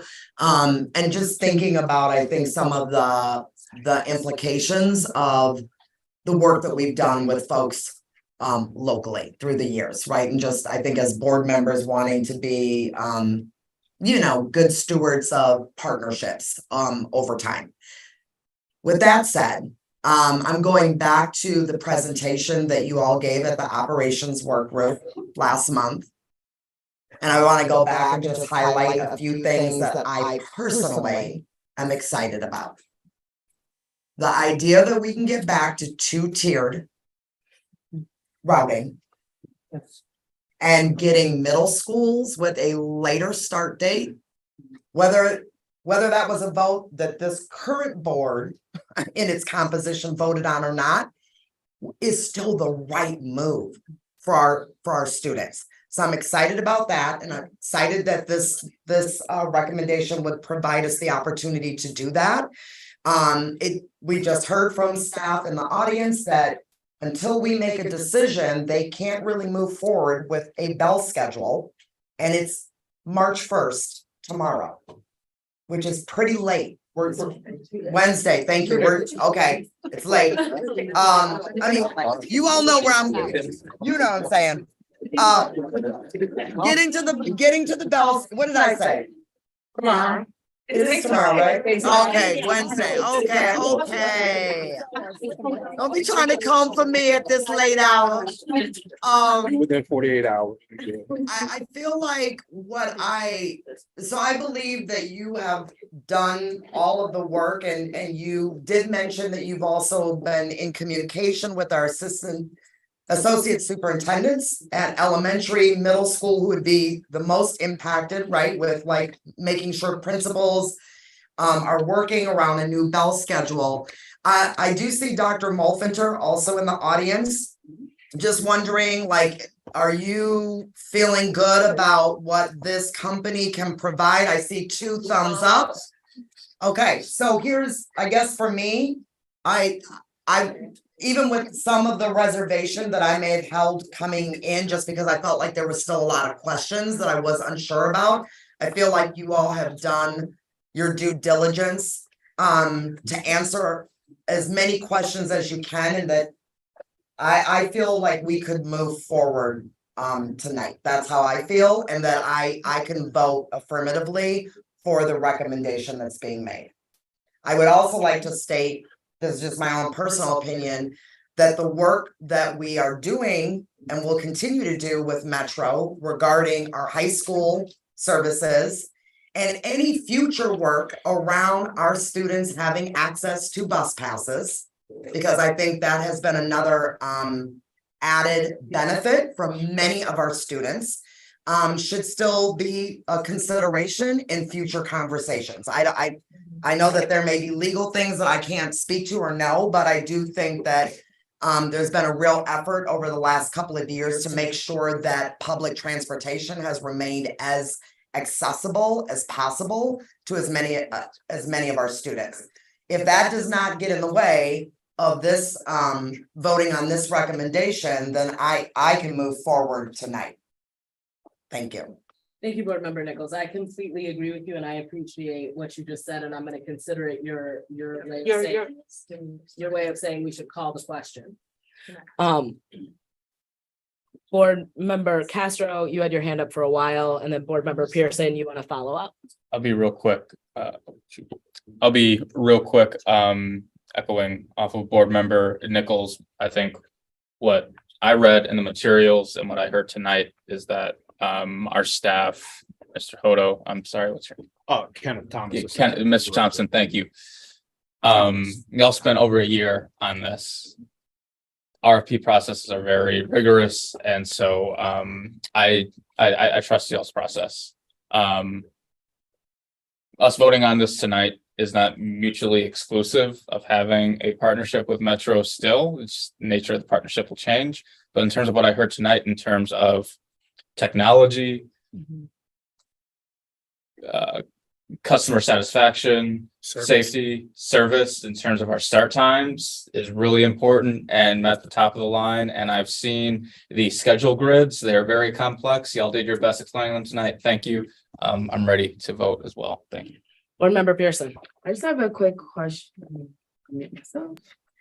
I just have a quick question for Evan.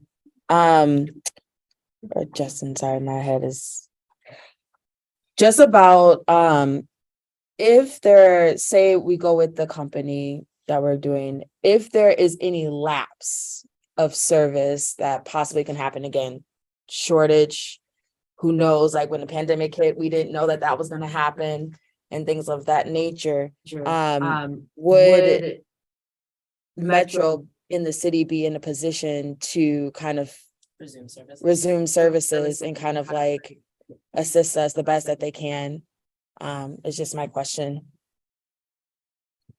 Sure. And I think the answer is we're always willing to help to the extent we can.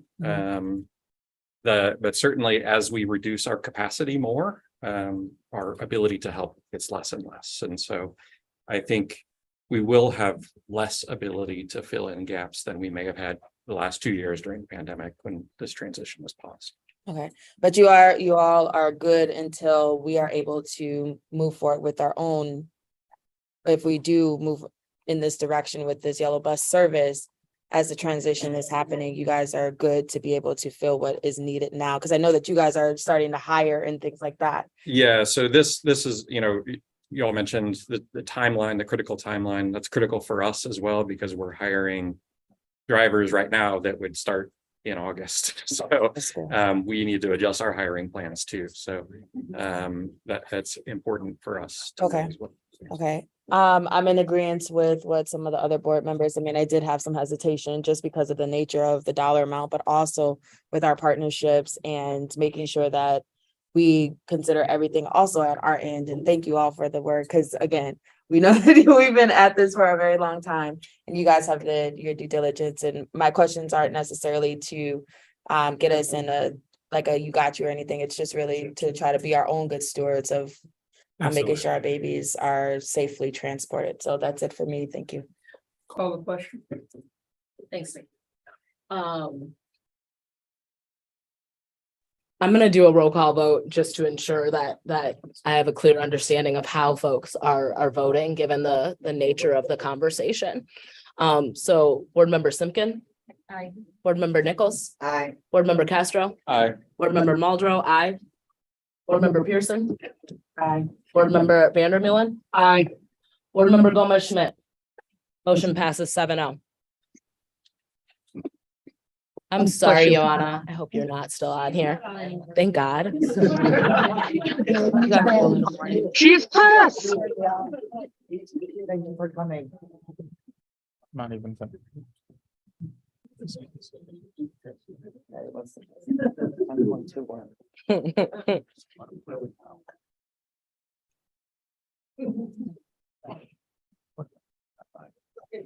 I move that the Board of Education approve the expenditure in the amount of $111,849 to Bruce Boiler and Equipment, Inc.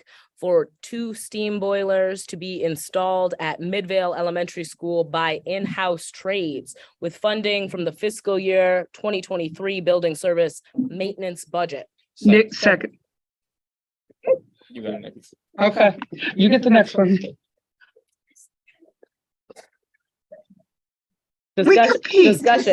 Discussion, y'all. Yes. Board Member Gomez Schmidt.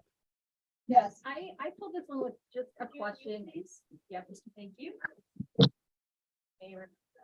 Right. I pulled this from consent agenda to ask the question, in reading over the memo, it looks like there's 2 options for sort of a fix. And I realize that you're recommending that we replace the 2 boilers as the best fix. My question is was Midvale on the list of schools that we've already done some planning towards moving to more of an electric system? And we're just sort of shifting, or was that planning work done with other elementary schools? And if we did the smaller fix, the repair that's needed, how far would that get us down the road, and would it get us closer to doing an electric HVAC system? I think the best way to describe is that by doing the maintenance replacements, this is not a planned maintenance, but the condition of the equipment currently calls for it. This will allow us to reduce the risk for shutting down school next heating season. So I think this is a priority for us, regardless that we are not installing geothermal system, which would be our wish. We understand the cost, the lead time, and the implications of doing that. So we will continue to work with the geothermal designs in all of our buildings. However, we need to do what we need to do to keep doors open. So this is one of those things that we need to do. Okay. And how much efficiency does it get us to replace the steam boilers from the very, very old ones? Does it increase We have done extensive work. Our trades team actually have done an outstanding job with keeping up with the maintenance of these boilers. I want to point out that the boilers are from 1950, one of them, and the other one is from 99. The only reason that the boiler from 1950 is still on is because of the great work of our custodial and trades staff. But at the same time, the equipment has exceeded its lifespan, and we need to replace it in order to keep the building viable next season. And we will continue to work on these geothermal projects that you're referring to, are Black Hawk Gompers, Sherman Shabazz, Anana and Crest. These were the projects that we currently have designed that would be ready to be executed once we're given the opportunity and once some funding source is identified. Okay, sounds great. Thanks. Further discussion? All those in favor? Aye. Motion carries 7-0.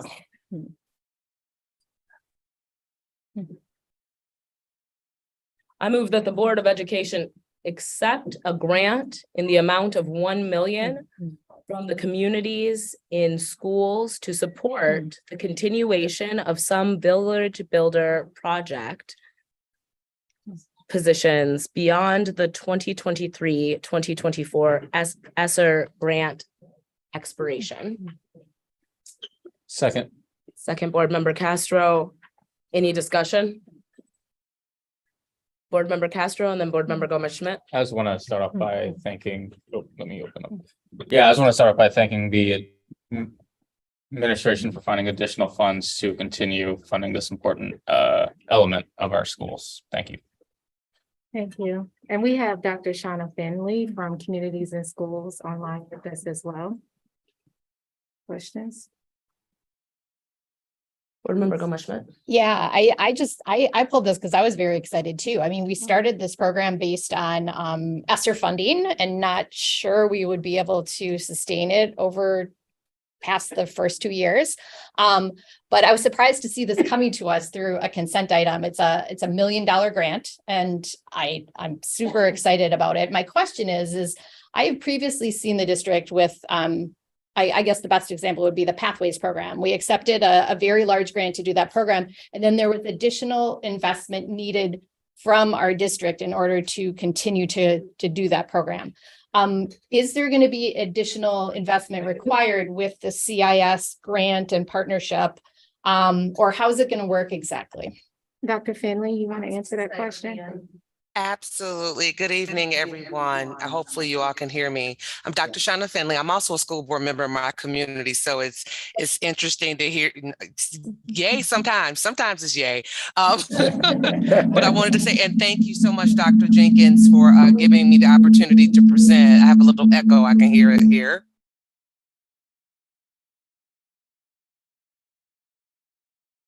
Okay, we good? Okay, perfect. All righty. This is an opportunity for us to partner with Madison Metropolitan School District. I had the pleasure of meeting Dr. Jenkins at a conference, and definitely his team. We have been in communication, wanting to partner with Madison to be able to meet and sustain some of the needs and the things that you're doing around wraparound supports. Now, to answer your question, Trustee Schmidt, this is $1 million investment, and the purpose of it is to start at 5 schools and scale up to 15 schools over 3 years. There's nothing that you need to do and give us. The money is yours, $1 million over 3 years. We will come to your school district to train the staff in the Village Builders program on how to effectively implement the supports needed for kids. I've been sitting on your meeting and listening for the last couple of hours, and it sounds like you have some things that you want to address. And our funder, who's partnering with our organization to do this work, is committed to the dollar amount, which is $1 million. And then there are opportunities after the $1 million, this 3-year initiative, that we will look for to help Madison Metropolitan sustain the work that they're doing. So we want to be committed to your community. And I'm hoping that Dr. Jenkins I know that he's transitioning, but he's been a wonderful, wonderful advocate, and we had a great meeting and a great connection. And I'm so proud of the work that you all are doing in Madison. I have family there that live in the area, and you were all we talked about Milwaukee and Racine. I have family in those communities as well, and I live in the Chicagoland area, so it is near and dear to my heart to come up that way so that we can share some of the great resources that we have to be able to partner with your district. And I would just like to say thank you so much to Miss Grace, to Miss Stanford Taylor with the Village Builders, and had an opportunity to share the vision for our Village Builders, and Miss Stanford Taylor, and just been wonderful in terms of pushing this. We are talking to other individuals who could perhaps support us. So when Miss Grace connected us in San Antonio, and I thank you so much publicly, Miss Grace, for your just great stewardship and trying to make sure our children have the best resources. But to you, Dr. Finley, thank you. And I just cannot tell you how this is going to help the work that we've already started here in Madison Metropolitan School District, and how it's going to just help our children and the people of our community participate in our school district as well. So thank you so much for that. Thank you. Board Member Nichols? Hi, Dr. Finley. Thank you for joining us and hanging in here with us late into the evening. I'm familiar with other districts that have partnered with communities in school, and I'm curious of the $1 million is about what percent of the $1 million would sustain our current staffing, and what percent of the million would be based on the training, and are there any requirements for you all to also have any staffing? Because the way I've seen community and schools in other districts is you all have staff that then are working in a school and really connected with students. And so if you could just describe that a little bit. Absolutely. So one of the things, there are two entry points to communities and schools. One is through our affiliate model, and that is the one that you're speaking to, Ms. Nichols. That is an established nonprofit in a community where they hire staff, they hire their own board of directors, they then have staff that they assign to specific school districts. The way that we're now doing the work is we are establishing licensed partners with local school districts who are already doing this type of work around wraparound support, such as what you're doing with your Village Builders partnerships and your programs. So what we'll do now, this is not communities and schools coming in with staff. It is literally communities and schools coming in with the training and the knowledge and the research to be able to shore up what you're doing in your school district. That's part one. That's the last part of your question. The first part is around the sustainability of the $1 million. The way that we have the budget set up is as you increase the number of schools that you add into to scaling, because we want to start off with 5 for the 23-24 school year. And the goal would be to add another 5 for the 24-25 school year, and then 25-26, another 5, which is a total of 15 schools. We are looking to start in partner and budget for about $167,000 the first year, about $334,000 the second year, and about $500,000 the last year. Our training costs, you don't have to worry about. We have already accounted for those with some other funding and some other resources that we have. That $1 million is $1 million unrestricted for you to fill gaps that you have in your budget. That was the intent of the organization that we're partnering with. The name of the organization is called Blue Meridian Partners. That is the funder of this work, Blue Meridian Partners. And I didn't share this, but I'll share it because I know Dr. Jenkins and Ms. Grace are both aware, but we have also been blessed to receive another huge gift from another organization or another group called the Barmer Group, which is the former CEO, Steve Ballmer of Microsoft, and he's also the owner of the LA Clippers. They have given us $165 million. I'm sorry. Yes, $165 million gift. So it is our intent that if we come into your school district to partner and work, and we're doing this work with Fidelity, that you'll have an opportunity to tap into that resource as well. I have 3 to 4 years to draw down those resources. I hope that answers your question. So we're thinking about sustainability. Yeah, that is amazing. One of the things I guess I would like to just follow up on is at one point the district, because I used to work in the district and now I'm on the school board, but when we worked in the district, one time we were wanting to partner with an organization called FAST. And part of their requirement was that there was training. They had a model for our staff to follow, but they also wanted to collect certain information around the fidelity of implementation. Will this opportunity also require any kind of documentation for the staff around how they're being trained, implementing, and then any outcomes for students or their families?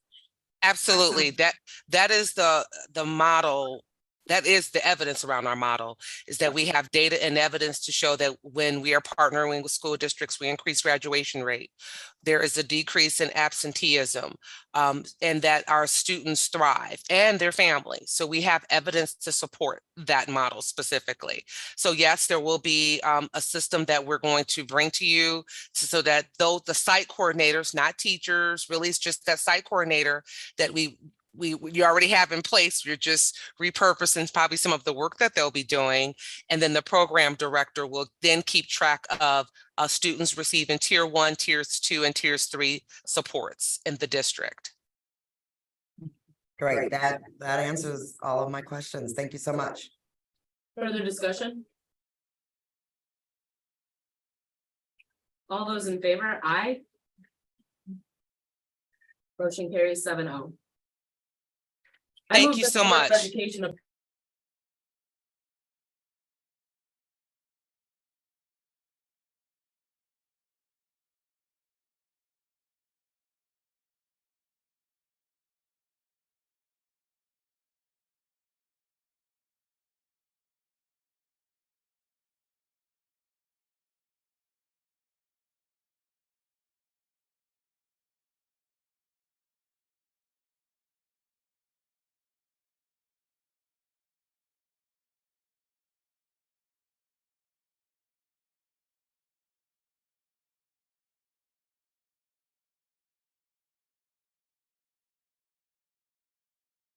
Should I re-ask? Okay, I will re-ask the question.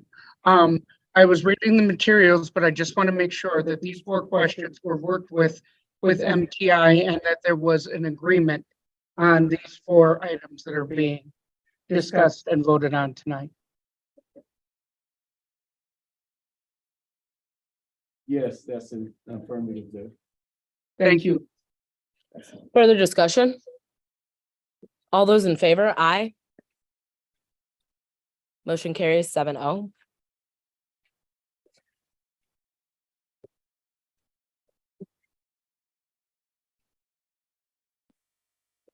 City of Madison Education Committee, Board Member Nichols. Yes, we did not have quorum for the February 8th meeting, therefore we did not meet. And the agenda that we had for the February 8th meeting will move forward to our March meeting. Madison Schools and Community Recreation MSCR Advisory Committee, Board Member Vandermeulen. No report. We haven't met since the last regular board meeting. Oh, sorry. Hold on. No report. We haven't met since the last regular Board of Education meeting. Our next meeting is March 15th. We're looking forward to getting a full report from the MSCR, elementary and secondary after school teams at the meeting. Safety and Student Wellness Ad Hoc Board Member Pearson. Yeah, let me unmute myself. We concluded, we had our last meeting and we concluded, putting together the recommendation. So now we're working on, creating the presentation for the board at our operations work group meeting, in March. So look forward to talking to y'all then. Citizens Ad hoc Renaming Committee, we already did that. Policy Committee. Board Member Castro or Board Member Gomez-Schmidt. You got it. We haven't met since the last board meeting, but we have a You're meeting. muted. We haven't met since the last meeting, but we are scheduling a meeting for early March. Board Governance Committee, Board Member Nichols and Board Member Simpkin. So what's listed in board docs is that we had not met since the last regular meeting, which is not true. We did actually prepare information for the board retreat in February. We had a guest speaker come in to talk about their experience with board governance. We continue to look at some additional information and we will continue to bring that back to our spring retreat. Notice of disallowance. I move that the Board of Education disallow a claim on behalf of an MMSD employee under Wisconsin State Statute 893.80 and said claim alleging liability-based negligence by district personnel. Second. Second, Board Member Castro. All those in favor? Aye. Motion carries 7-0. I move that the Board of Education approve a resolution detaching territory from the Middleton Cross Plains Area School District Exact Sciences and attaching to the Madison Metropolitan School District pursuant to Wisconsin State Statute 117.12 as provided in the document prepared for this agenda, items dated February 21st, 2023. Second, Maya. All those in favor? Aye. Motion carries 7-0. I move that the Board of Education approve a resolution detaching territory from the Verona Area School District and attaching to the Madison Metropolitan School District pursuant to Wisconsin State Statute 117.12 as provided in the documents prepared for this agenda item dated February 24th, 2023. Second, Maya. All those in favor, aye. Question. I'm sorry. Discussion, Board Member Gomez-Schmidt. One quick question. It does say in there somewhere in the memo that this property transfer will take place on July 1st, 2023. That given that the attachments will not take effect until that date, the attendance area determination may occur later. I would just like to recommend, and I don't know who I'm even saying this to, someone who's in charge of this. If there is an attendance area issue that is going to affect students for next year, let's get that done as soon as possible so that the families and students can be informed. I appreciate that. Thank you, Board Member Gomez-Schmidt. Further discussion? All those in favor, aye. Aye. Motion carries 7-0. I move that the Board of Education direct Maya Pearson as the representative on the City of Madison Joint Review Board to vote in favor on the 2023 project plan amendment to TID number 36 Capital Gateway as set forth in the documents prepared for the regular Board of Education meeting dated February 27th, 2023. Second, Board Member Vandermeulen. Any discussion? All those in favor? Aye. Motion carries 7-0. I move that the Board of Education direct Maya Pearson as the representative on the City of Madison Joint Review Board to vote in favor on the 2023 project plan amendment to TID number 37 Union Corners as set forth in the documents prepared for the regular Board of Education meeting dated February 27th, 2023. Second, Nikki Vandermeulen. Thank you, Board Member Vandermeulen. All those in favor? Aye. Motion carries 7-0.